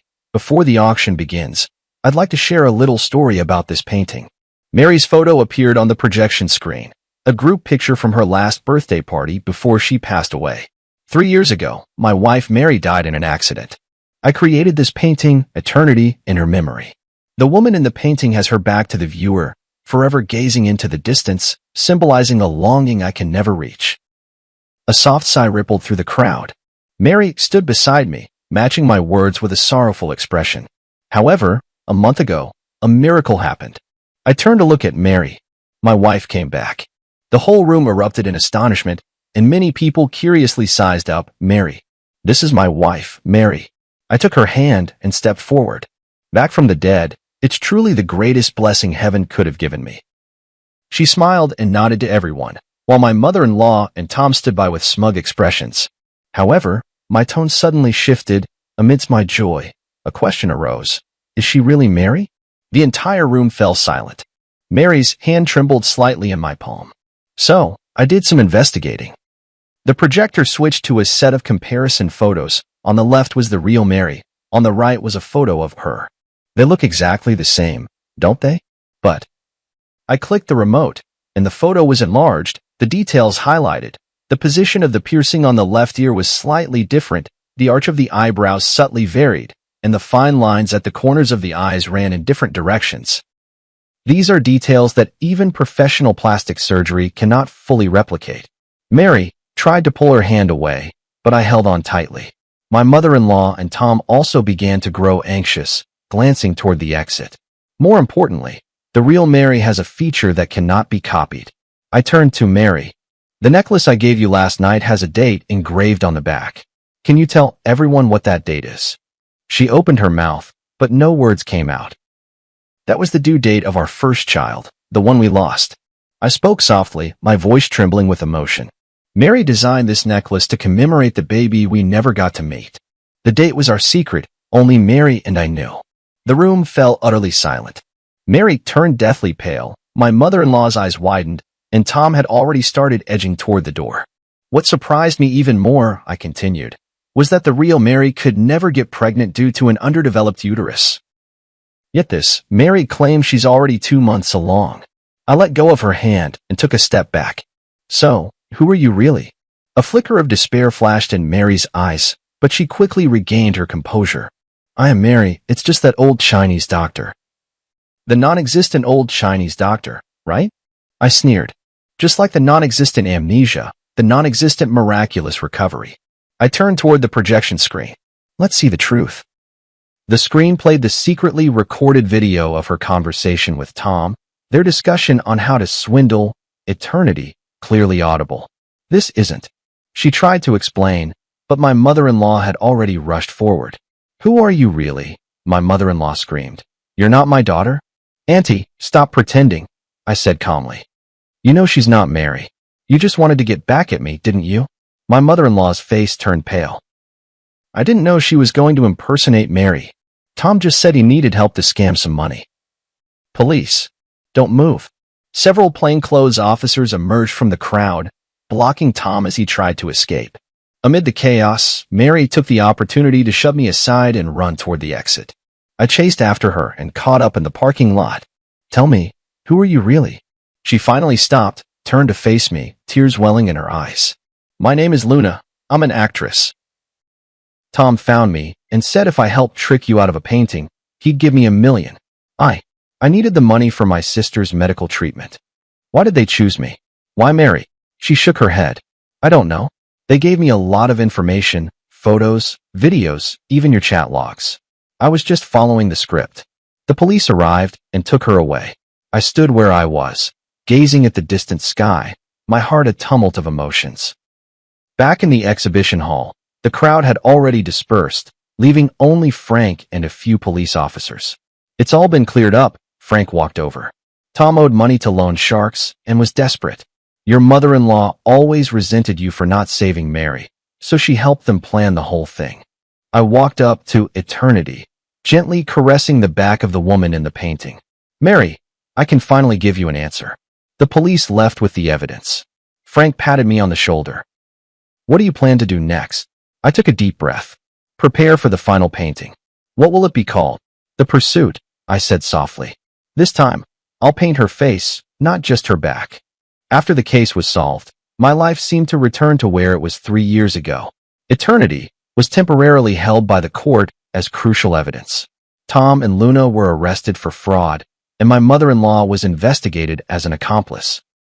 The prosecution wants you to testify in court, the officer called to inform me.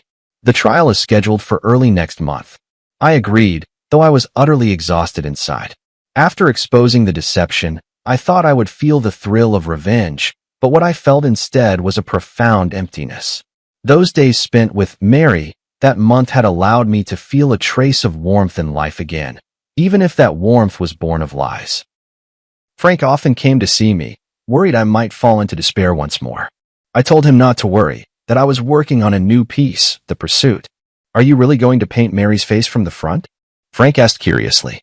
For the past 3 years, you've always refused to do that. It's time, I replied. We can't live in the past forever.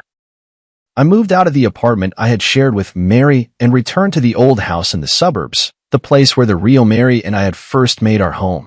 The dust-laden memories in the house brought me both pain and comfort. Mary's studio remained just as she had left it, design sketches scattered across the table, unfinished jewelry drafts pinned to the drawing board. One afternoon, while sorting through Mary's belongings, I discovered an encrypted external hard drive. After several attempts, I finally unlocked it using our wedding anniversary as the password. Inside were backups of Mary's design works, along with some personal photos and videos. One folder in particular caught my attention. Inside a folder named Plan was a series of jewelry design sketches, labeled George's Birthday Special Project. It was then I remembered that, in the months before Mary passed away, she often spoke mysteriously about giving me an unparalleled birthday surprise. Leafing through these design drafts, I couldn't help but be moved to tears. Mary had planned to design a jewelry collection inspired by my paintings over the years, with each piece corresponding to a representative work from my artistic career. The last page was a sketch of a ring, with a dark red stone set in the center, its edges adorned with tiny diamonds, closely resembling the sunrise in my early work, Dawn. This is blood amber? I examined the notes carefully, confirming the name of this rare gemstone. Mary's designs had always been bold, but blood amber is extremely rare in the Chinese market, almost impossible to acquire. How did she obtain such a material? As I continued searching, I found a series of email correspondence screenshots. Mary had actually contacted a gemstone dealer in Myanmar, commissioning the blood amber specifically for this ring.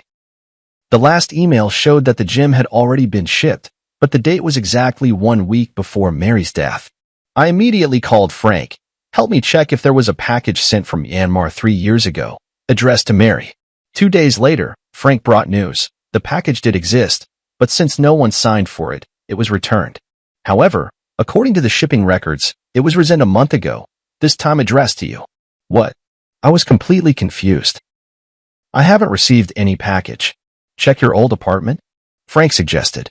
Back at my old apartment, the manager told me there was indeed a package, but it had been signed for by Mary. She said it was a surprise for you, so she didn't notify you, the manager explained. This meant Luna had taken the blood amber. I rushed to the detention center and requested to see Luna.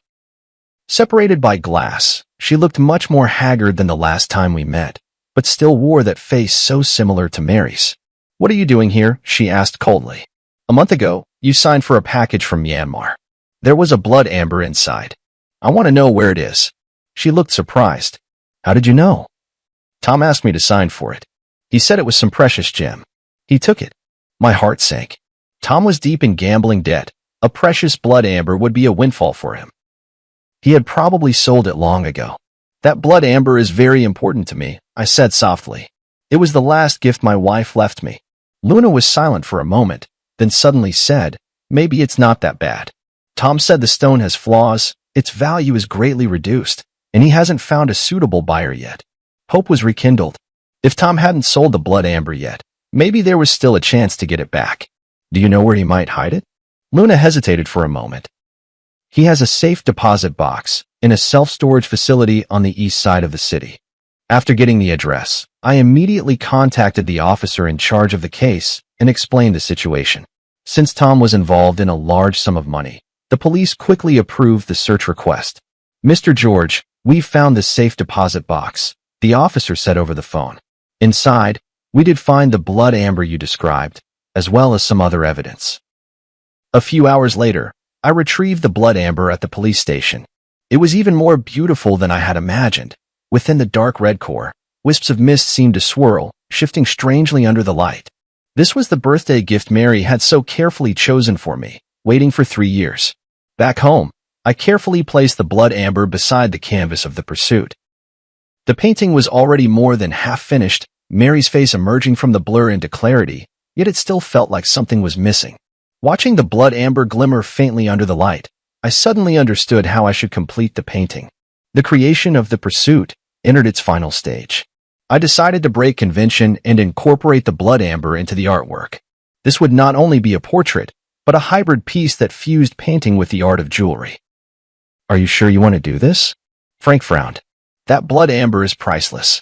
That's exactly why, I said firmly. Mary chose it for me. She wanted to inspire an unparalleled masterpiece. I will fulfill her wish.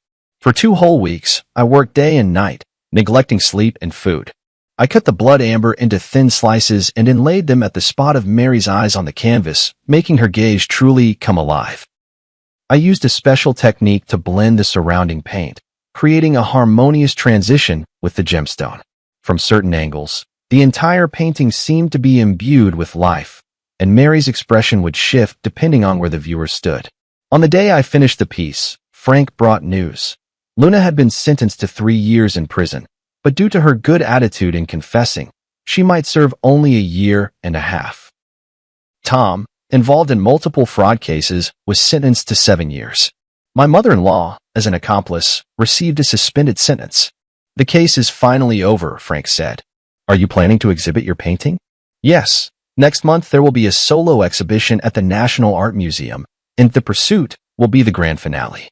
The curator couldn't stop praising this piece, believing it represents the innovative direction of contemporary art and marks the pinnacle of my career.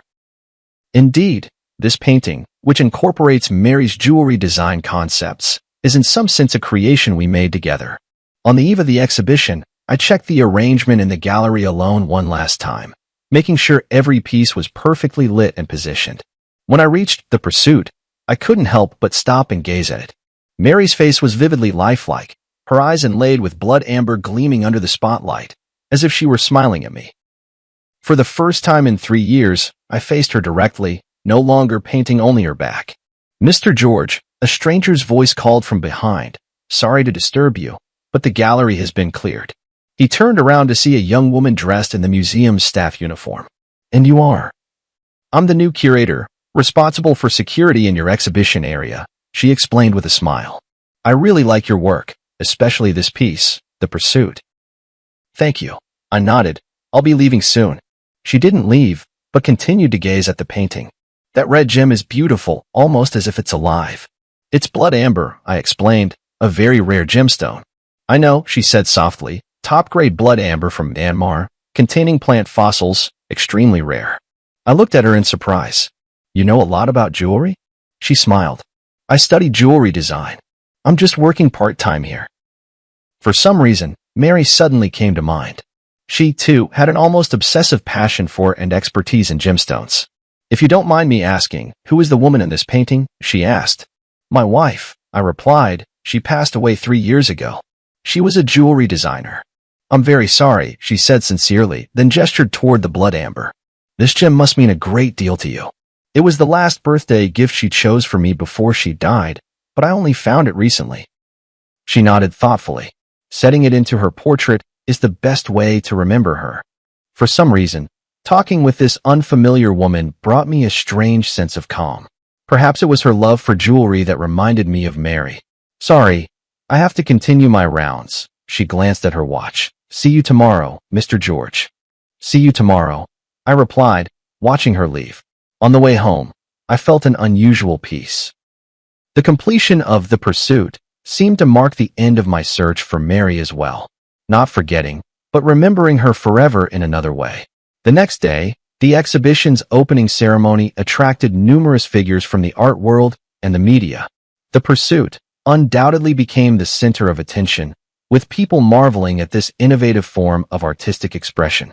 Amid the crowd, I noticed that curator standing aside, watching as well. Sunlight streamed through the skylight of the gallery, falling upon her, and for a fleeting moment, I thought I saw Mary's shadow. No, I shook my head, warning myself not to be deceived by mere resemblance. There would never be another Mary in this world, just as there would never be another unique blood amber. After the exhibition, The Pursuit was purchased by an anonymous collector for an astronomical price. I donated all the proceeds to a foundation supporting students in jewelry design, establishing a scholarship in Mary's name. Life slowly moved forward, and I began to accept new commissions and create new works. Occasionally, I would think of that curator with a unique insight into jewelry, wondering if she was still working at the art museum. Until one day, I received an email from HL. There were no words, only an image. A sketch of a ring design, the style strikingly similar to Mary's unfinished series. My heart raced as I replied immediately. Who is this? The response came quickly. Yesterday, you brushed past me by the cafe on the street corner, but you didn't recognize me. If you want to know more, wait for me at the museum entrance at noon tomorrow. Is it that librarian? How could she have a design so reminiscent of Mary's style? Filled with anxiety and anticipation, I decided to accept the invitation and find out for myself. The next day at noon, I arrived at the art museum half an hour early. The sun was shining, and small groups of visitors were coming and going from the exhibition hall.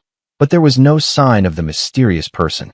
Just as I began to suspect this might be some kind of prank, a faint trace of perfume drifted by, a scent unfamiliar to me, yet it inexplicably reminded me of Mary.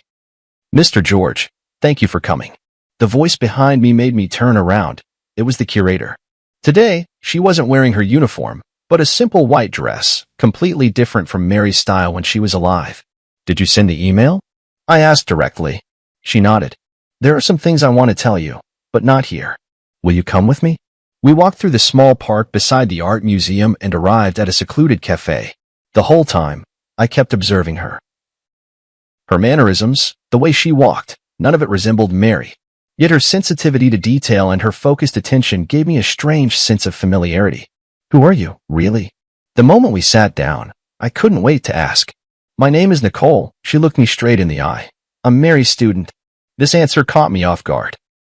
Mary had indeed taught jewelry design part-time at the Design Academy before she passed away, but she had never mentioned having any particularly close students. I took her advanced design class the year before she passed, Nicole explained. Her guidance benefited me for a lifetime. That still doesn't explain why your designs resemble her style so much, I said, half convinced. Nicole took a folder out of her bag. These are all notes from Ms. Nicole's class and her feedback on my work. You can look at the handwriting and confirm that it's really hers. I carefully examined the materials. It was indeed Mary's handwriting. There were even traces of the pale purple ink she habitually used. Before Ms. Nicole passed away, she was guiding me on my graduation project, Nicole continued. The theme was interwoven light and shadow, blending Eastern and Western aesthetic elements.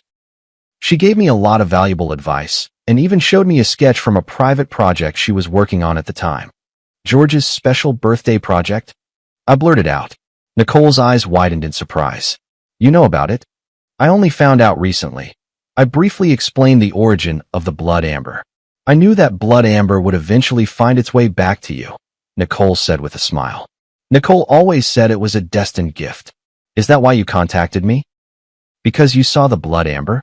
Nicole was silent for a moment, as if choosing her words carefully. Not entirely. After Nicole passed away, I've been trying to carry on the design philosophy she taught me. Some time ago, I happened to see the news about your eternity being stolen, and then I saw someone impersonating Nicole. I thought I should tell you a few things. She took a letter out of her bag. This is the last letter Nicole gave me after class before she passed away. She said if her surprise plan went smoothly, I should show you this letter. If anything went wrong and she was gone, I should still make sure you see it. I took the envelope. It was indeed Mary's handwriting, and it read, "To my dearest husband." The envelope had already been opened. I didn't know what was in the letter at the time. I just kept it as Nicole instructed, Nicole explained. It wasn't until I saw the news that I opened it. I hope you won't blame me. I carefully took out the letter paper and unfolded it to read. Dear George, if you are reading this letter, perhaps my surprise plan has gone awry. Don't worry, it's just that the plan has changed, and the form of the gift may be different now. The blood amber I picked for you is said to be known as the Eye of Rebirth. Legend has it that looking at the world through it reveals truths that are often overlooked. I hope it can become a turning point in your artistic career, leading you to see new possibilities. All these years, your paintings have always depicted backs, as if you're afraid to face something head-on. I hope this gemstone will give you the courage to paint the front, to capture true emotions. No matter what happens, please remember, love does not disappear, it merely changes form, like this blood amber, which, after millions of years, transforms from resin into a gem, yet still shines. Forever loving you, Mary. The handwriting became a bit messy at the end, as if written in a hurry. I stroked the paper as if I could feel Mary's emotions at that moment. Thank you, I said, my voice choked with emotion. This means a lot to me. You're welcome. I'm just fulfilling Ms. Nicole's request, Nicole said with a smile. Actually, there's one more thing I'd like to ask your help with. What is it? I'd like to apply for the Mary Scholarship you established, she said, taking a design portfolio out of her bag. This is my graduation project, combining Ms. Nicole's ideas with my own innovations. As I flipped through the portfolio, I was surprised to find that while these designs bore traces of Mary's influence, they also possessed a unique style and innovative touches. In particular, a series called Metamorphosis cleverly combined jewelry with transformable elements, allowing the pieces to change form according to the wearer's mood and occasion. This is outstanding, I praised sincerely. Mary would be proud of you. A hint of joy flashed in Nicole's eyes. Really? I've always worried I couldn't live up to her expectations. You've already moved beyond the learning stage and developed your own style. That's exactly what she hoped to see. As we talked, sunlight streamed through the window and fell on Nicole. In that moment, I seemed to understand something. When Mary spoke of love changing its form, perhaps she wasn't just referring to the blood amber, but also to her passion for art and its legacy. Luna tried to impersonate Mary by mimicking her appearance, but she could never truly replicate who she was. Nicole, on the other hand, looked nothing like Mary, yet she inherited a part of her artistic vision and spirit. Perhaps this is the true gift Mary left me, not the blood amber, but a new possibility, a path out of the past. Nicole's graduation exhibition was held in a small gallery. Though the space was modest, it was exquisitely arranged. Her works were divided into 3 series, representing the past, the present, and the future, forming a complete narrative. This is a brilliant idea, I sincerely praised. From tradition to contemporary and then to the future, it showcases the evolution and possibilities of jewelry design. Nicole smiled and nodded. This was inspired by teacher Nicole. She always says that good design should look back at history, be grounded in the present, and look forward to the future. As I walked through the exhibition hall, I noticed a special display case in the corner, containing only one piece, a seemingly simple ring with a small red gemstone set in the center. This is. I leaned in to read the label, which said, in memory, dedicated to teacher Mary. Yes, I made it from a small piece of blood amber I bought with my own savings, Nicole explained. It can't compare to the quality of yours, but it's also from Myanmar. I examined the design of the ring closely. Clean, powerful lines, with fine silver threads encircling the blood amber, as if protecting the central gem, yet also seeming to radiate light outward. This is very similar to Mary's final design style, I said softly, but it also has your own unique touch. I wanted to create a piece that could both commemorate teacher Nicole and showcase my own style, Nicole explained. The blood amber represents her influence, while the outer design is the direction of my own development. The exhibition attracted quite a few industry insiders, including some well-known figures from the jewelry design world. After viewing the exhibition, an older female designer approached Nicole and offered her an internship opportunity. I stood by, genuinely happy for Nicole. In the evening, as the exhibition was drawing to a close, Frank arrived as well. Seeing me with Nicole, he gave me a knowing smile. New friend? He asked me quietly. Mary's student, I explained simply. Very talented. Frank nodded without asking further questions. After touring the exhibition, he gave high praise to Nicole's work. It blends traditional and modern elements, demonstrating both technical skill and artistic expression, quite rare. Nicole thanked him politely. This wouldn't have been possible without the guidance of teacher Nicole and teacher George. After the exhibition, the 3 of us went to a nearby restaurant for dinner. During the meal, Frank talked about recent trends in the art market, while Nicole shared her insights on contemporary jewelry design. The conversation was light and pleasant, and I realized it had been a long time since I had relaxed and chatted with others like this. After a few rounds of drinks, Frank received an urgent call and left early. Only Nicole and I remained in the restaurant, and the atmosphere suddenly became a bit quiet. Mr. George, Nicole hesitated for a moment before speaking. I've always had a question I wanted to ask you. What is it? After you finished the pursuit, what are you planning to create next? The question caught me off guard. To be honest, ever since the pursuit, I haven't had any new inspiration. That painting seemed to have drained all my emotions and creativity. I haven't decided yet, I answered honestly. It might take some time to find a new direction. Nicole nodded thoughtfully. Nicole once said that the hardest thing for an artist isn't creating a stunning masterpiece, but finding a way forward after reaching the peak. She really did say that, I recalled with a smile. Mary always saw further than I did. Maybe, Nicole said softly, you could try a new direction that combines your work with jewelry design? Like in The Pursuit, but taking it even further. I recalled what Mary mentioned in her letter about seeing new possibilities, and suddenly I was inspired. You mean, creating a series of works that combine painting and jewelry? Exactly. Nicole said excitedly, your paintings create emotion in two-dimensional space, while jewelry gives it tangible form in the three-dimensional world. The combination of the two would have an astonishing effect. The more we talked, the more engaged we became, even sketching a few concept designs on the restaurant's napkins. Nicole's ideas were fresh and bold, perfectly aligning with my artistic vision, yet bringing a new perspective. As we left the restaurant, Nicole suddenly said, I have to confess something. I looked at her in confusion. I reached out to you not only to deliver Nicole's letter, but also for a personal reason. I hope to learn from you, she said candidly. I want to become a designer like Nicole, someone who not only creates beautiful works but also perfectly blends art with emotion. Her sincerity moved me. You're already on that path, and you're doing very well. Then, may I consult you often? She asked a little nervously. Of course, I'd be delighted. On the way home, a series of new works already began to take shape in my mind. A cross-disciplinary art that fuses painting and jewelry, both as a tribute to Mary and as a new starting point in my artistic career. That night, I had a dream. In the dream, Mary stood in a halo of blood-red light, smiling at me and saying, See, I knew you would find a new direction. When I woke up, I got out of bed immediately and began sketching for the new series. I decided to name it Rebirth.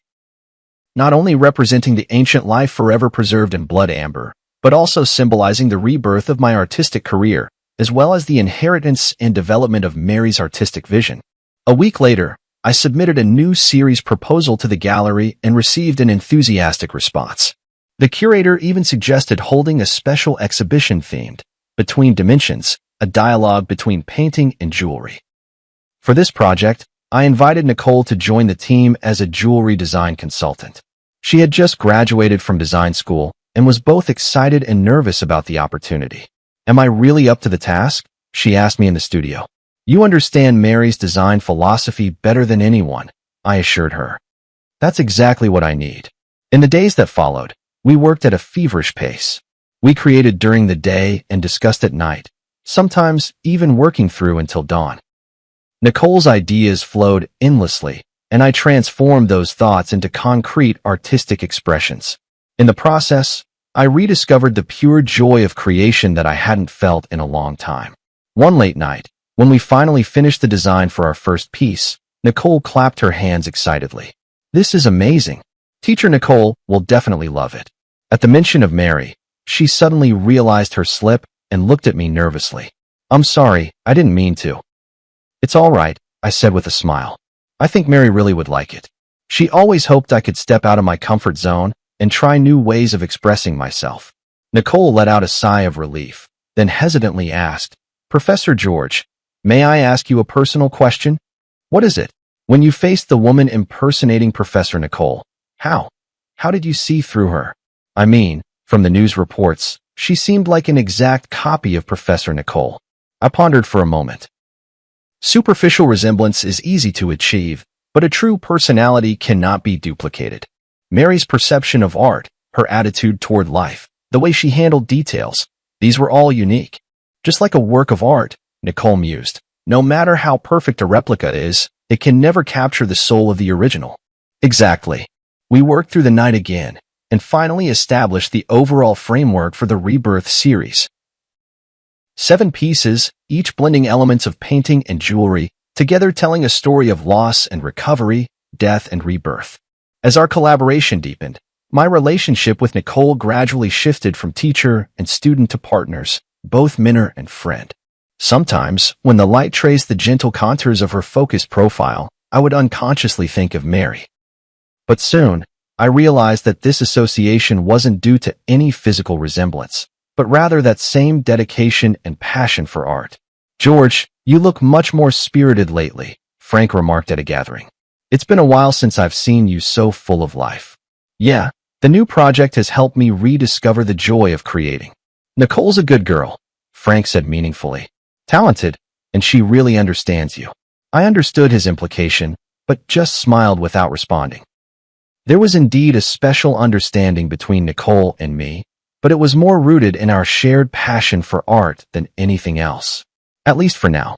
The creation of the Rebirth series took 3 months, longer than expected, but the results were stunning.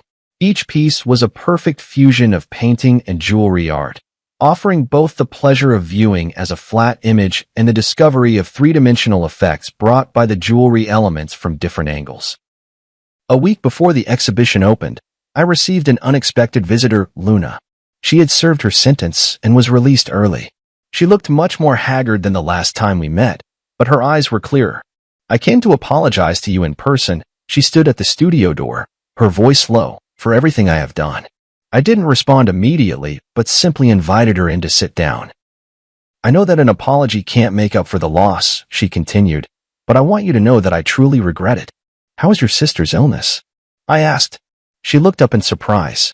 You know. I guessed. "You said you needed money for a reason, and I think that must have been true." "Yes," she nodded. "My sister's surgery was a success, and now she's fully recovered. For the past 3 years, I've been thinking about how to make up for my mistakes, even though I may never be able to." I was silent for a moment, then said, "You know, in a way, your appearance actually helped me." "What do you mean?" "It forced me to confront the past, to re-examine my memories with Mary, and ultimately to find a way forward." I pointed to the sketches of the Rebirth series on the wall and briefly explained this new project. Luna listened quietly, a look of genuine respect in her eyes. "I'm glad you were able to find a new beginning from that nightmare," she said at last. "I hope I can find my own path to rebirth as well." As she left, she handed me a small package. "These are some simple pieces of jewelry I made in prison. The craftsmanship is rough, but each one represents my remorse and blessings. I hope you can accept them."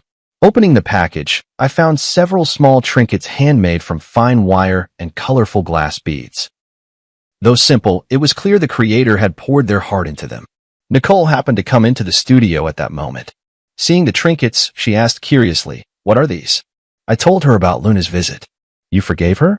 Nicole was a bit surprised. "Not exactly forgiveness," I said thoughtfully. "It's more like understanding.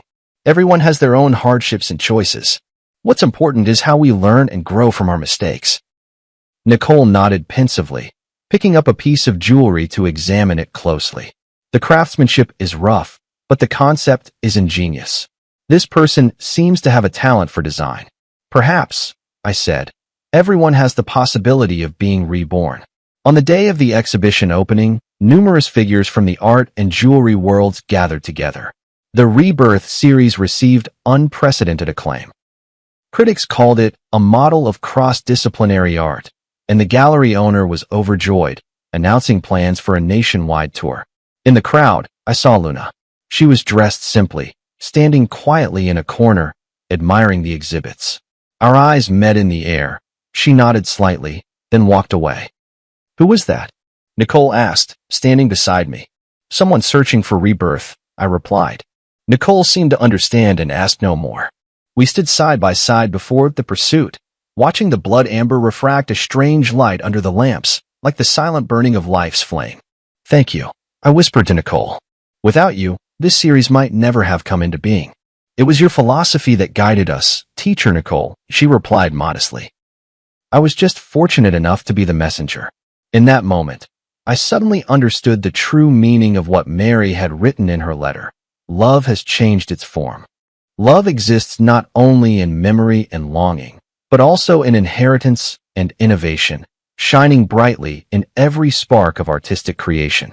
And I, at last, had learned how to begin anew after loss, to embrace rebirth while still searching. The success of the exhibition exceeded everyone's expectations. In just 1 month, the Rebirth series was reported on by major media outlets and even attracted the attention of the international art world. A renowned auction house extended an olive branch to me, hoping to include several pieces in their annual highlight auction. This is an unprecedented opportunity, Frank said excitedly. If the deal goes through, you'll become a top player in the contemporary art market. I wasn't particularly concerned with commercial success, but I did feel the joy of having my work widely recognized. More importantly, this series opened up a new artistic path for me, freeing me from the creative shackles of the past 3 years. Nicole benefited as well. As the project's jewelry design consultant, she received high praise from the industry. Several well-known jewelry brands reached out to her, hoping she would join their design teams. Which offer are you planning to accept? One night, as we were tidying up the studio together, I asked her. To be honest, I'm still hesitating. Nicole paused her work. These are all great opportunities, but what? But I want to keep working with you. She looked straight into my eyes. Rebirth is just the beginning, isn't it? Her candor surprised me a little. Indeed, the success of this series had opened up many new creative possibilities for us, but I wasn't sure if I should continue such a close working relationship. You should consider your own career development, I said tactfully. These opportunities are very rare for young designers. Nicole seemed to sense my hesitation and nodded gently. I understand. In the days that followed, we were both busy and rarely had the chance to talk alone. A week later, Nicole told me she had decided to accept an invitation from a French jewelry brand and would be going to Paris to work for 2 years. Congratulations, I said sincerely. It's a very good choice. Thank you, she replied with a smile, though a fleeting, elusive emotion flashed in her eyes. I think this is the best arrangement for both of us. Before Nicole left, we held a small farewell party. Frank, the curator, and a few mutual friends came. The atmosphere was warm, tinged with a hint of sadness. After a few rounds of drinks, Frank found an opportunity to pull me aside. Are you really going to just let her go like this? What do you mean? I pretended not to understand. Don't play dumb, man, Frank said bluntly. You have feelings for her. That's obvious. That's just professional rapport, I argued. Is that so? Frank looked at me meaningfully. Then why have you been so distracted ever since she decided to go to France?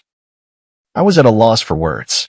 In fact, these past few days I had indeed felt an inexplicable sense of loss, but I kept telling myself it was only because I had lost an excellent partner. I know what you're worried about. Frank lowered his voice. You feel like you're letting Mary down, don't you? I remained silent. He had touched upon the deepest concern in my heart. Mary has been gone for 3 years now. Frank gently patted my shoulder. She would want you to be happy. After the party ended, I walked Nicole home. The night was tranquil as water, and the city lights flowed around us. Thank you for your help and guidance these past few months. Nicole stopped at the entrance of her apartment building. This experience has meant so much to me. I should be thanking you, I said sincerely. Without you, the Rebirth series would never have been completed. We fell into silence, as if both searching for the right words to say goodbye. My flight is the morning after tomorrow, Nicole finally said. I still have some things to take care of tomorrow. So, this is probably the last time we'll see each other. 2 years will pass quickly. I tried to make my voice sound light. Paris is a beautiful city. You'll like it there. She nodded, a complex emotion flickering in her eyes. Professor George, there's something I've always wanted to tell you, but never found the right opportunity. What is it? I chose to study jewelry design because I saw Nicole's works. She took a deep breath, or more precisely, because I saw the pieces Nicole designed for you. The way she perfectly fused love and art moved me deeply. I didn't know that, I said in surprise. I've always hoped that one day I could be like Nicole, creating art filled with emotion. Nicole continued, her words coming faster, as if afraid she might lose her courage. But now I realize that what I want even more is to create for a specific person, just like Nicole created for you. I understood her implication, and my heart suddenly began to race. Nicole, please don't respond, she gently interrupted me. I just wanted you to know before I leave. No matter how you feel right now, remember that starting over is not a betrayal of the past, but a way of cherishing life. With that, she rose up on her tiptoes and softly kissed my cheek, then quickly turned and walked into the apartment building, leaving me standing alone in the night, my mind in turmoil. After returning home, I tossed and turned, unable to sleep, replaying Nicole's words and that gentle kiss over and over in my mind. Suddenly, I remembered a small box in the study, where Mary's last complete letter was kept. a letter I had found while sorting through her belongings, but at the time, overwhelmed by grief, I never had the courage to open. Now, I finally mustered the courage to walk into the study and retrieve that delicate little box from the depths of the drawer. Inside lay a pale pink letter, bearing Mary's familiar handwriting. Dearest George, by the time you read this letter, you may find yourself at a crossroads in life, hesitating between moving forward or staying where you are. My greatest wish is that you can move bravely through life, as freely as your brush glides across the canvas. Love is not a shackle, but a liberation. Memory is not a burden, but a source of strength. If one day you meet someone who can rekindle the light in your eyes, please don't hesitate because of your longing for me. True love is wishing happiness for the other, even if there is no longer a place for oneself in that happiness. Remember, the days we loved each other were complete, with no need for regrets. And now, it's time to paint a new picture, my beloved. Forever loving you. Mary. Tears blurred my vision. It was as if Mary had foreseen my current situation and had already given me her blessing. She was always like this, always able to see further and more clearly than I could. At that moment, I made up my mind. Early the next morning, I drove straight to Nicole's apartment. Professor George? Nicole opened the door in surprise, clearly not expecting me. I have something to say to you. I looked her straight in the eyes, not as your teacher, but as George. I handed her Mary's letter. Nicole read it carefully, her expression shifting from surprise to being moved, and finally, her eyes grew moist. She truly was an extraordinary woman, Nicole said softly, handing the letter back to me. Yes, she was. I nodded. That's exactly why I believe her words. Nicole, cancel your plans for Paris. Stay and continue our collaboration, will you? Nicole looked at me in shock. Are you serious? I've never been more serious, I said quietly. Rebirth is not just the name of an artwork, it's a possibility in life. Are you willing to explore that possibility with me? Her answer was a firm embrace, warm and real, like the first ray of sunlight after a long winter. In that moment, I felt as if Mary was somewhere, smiling down on us, blessing this new beginning. Life is like that blood amber, enduring countless ages of change and sedimentation, ultimately transforming into an eternal radiance. And I, at last, understood what true pursuit is, what true rebirth means. A year later, Nicole and I unveiled our second joint project, Interwoven, at the National Art Museum. This series was even bolder and more innovative than Rebirth, blending Eastern and Western aesthetics with various art forms. Critics hailed it as a significant breakthrough in contemporary art. At the opening ceremony, Nicole held my arm as we faced the media interviews and congratulations from the audience together. She wore a simple white dress, and around her neck was the Eye of Rebirth necklace we designed together. She completed the jewelry part based on my painting. Your collaboration seems even more in sync than your last project, a reporter asked with a suggestive smile. Nicole glanced at me, and we exchanged a smile. Yes, both in art and in life, we found the perfect balance. This indirect answer drew a round of good-natured laughter from the reporters present. My relationship with Nicole was no longer a secret, but we always kept a low profile, letting the public's attention remain focused on our artistic creations. After the exhibition, we drove out to a small hill in the countryside. There stood an ancient oak tree, beneath which Mary's ashes were laid to rest. This was the place we chose, rather than a traditional cemetery, natural, peaceful, just like Mary herself. Mary, the exhibition was a great success today, I said softly to the stone beneath the tree. Nicole's designs were admired by everyone, just as you once predicted. Nicole crouched down and placed a bouquet of white daisies in front of the stone. Teacher Nicole, I've been working hard to become the kind of designer you hoped I would be. I hope you can be proud of me. A gentle breeze stirred, and the oak's leaves rustled softly, as if it were Mary's reply. On the way back, Nicole suddenly said, I've been thinking about something. What is it? If that woman who pretended to be Ms. Nicole hadn't appeared, you might never have found the blood amber, never created the pursuit, and we might never have met. Her words made me fall into deep thought. Indeed, it was the series of events triggered by that deception that ultimately led to everything now. It feels as if, in the unseen, some force has been orchestrating it all. Perhaps that's the irony of fate, I said softly. Sometimes, the worst beginnings can lead us to the best endings. When I returned home, I received an unexpected package. Upon opening it, I found a delicate little box containing a handmade ring. Though simple, The craftsmanship had improved greatly compared to the pieces I had seen before. There was a note attached. Mr. George, thank you for your kindness and understanding a year ago, which gave me the courage to start over. Now I have found a job at a small jewelry shop, and my life is gradually getting back on track. This ring represents my gratitude, and I wish you happiness and well-being on your new path. Luna, I handed the ring to Nicole. After examining it carefully, she remarked, her skills have improved a lot. She truly has talent. Some mistakes in life shouldn't become permanent scars, I sighed. Everyone deserves a second chance. That night, we sat in the studio, discussing ideas for the next series. Nicole suddenly proposed a bold idea. I was thinking, maybe we could try connecting the different stages of our work to create a complete narrative. From eternity to quest, then to rebirth, and intertwined, they're actually different phases in a person's life journey. You mean? A complete story about loss, searching, rebirth, and integration, she explained excitedly, ultimately asking what is the most precious treasure in life. Love. I finished her sentence. No matter what form it takes. Nicole nodded, her eyes sparkling with creative fire. We could call it the forms of love, an unprecedented artistic exploration. Sounds like a long-term, ambitious project. We have time, she smiled, holding my hand. We have so much time. In that moment, I felt a powerful surge of creative inspiration, just like when I first began my artistic career years ago, filled with passion and possibility.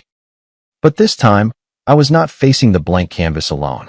2 years later, the Forms of Love series was exhibited simultaneously in the world's 5 greatest art museums, causing an unprecedented sensation. Critics called it a milestone in contemporary art history, blending painting, sculpture, jewelry design, and other art forms to create an entirely new artistic language. The final piece of the exhibition was titled Eternal Ring, a massive circular canvas depicting every form of love in life, familial, platonic, romantic, and the love for art itself. The edge of the canvas was inlaid with gemstones of various sizes, and under certain lighting, these gems would cast light onto specific parts of the canvas, revealing another hidden layer of patterns. The centerpiece of this work is a massive blood amber. Through intricate optical design, the light it projects perfectly outlines 2 embracing figures. One is Mary, the other is Nicole, symbolizing the intersection of past and present, the fusion of memory and rebirth. On the closing day of the exhibition, in front of the Eternal Ring, I knelt on one knee and proposed to Nicole. The ring was crafted from the very blood amber Mary had once prepared for me, designed by my own hand and fashioned by the finest jeweler. This ring carries the memories of the past and the hopes for the future, I whispered softly. Nicole, will you be the eternal ring in my life? Her tears sparkled under the spotlight. I will. Amidst the cheers, I remembered what Mary once said. Love does not disappear. It merely changes its form. Yes, love does not disappear. It exists in memories, in art, in every rebirth and new beginning. It traverses time and crosses space, like that blood amber which, after millions of years, still shines, forever retaining the original warmth and brilliance of life. This is the answer I have been searching for all along. Between loss and gain, between seeking and rebirth, love remains constant, only appearing in different forms along the journey of life. And all we need to do is bravely accept this gift, no matter how it comes to us. On the day of the wedding, the sky was a clear, washed blue. Beneath the ancient oak tree that had watched over Mary, we exchanged our vows. A gentle breeze stirred, making the leaves whisper as if blessings were drifting in from another world. No matter when or where, Nicole said softly, we'll always remember that it was she who brought us together. Yes, I squeezed her hand, and we will always cherish this gift. In the brilliant sunlight, the blood amber ring gleamed, radiant as life itself, enduring the passage of time, yet still shining bright.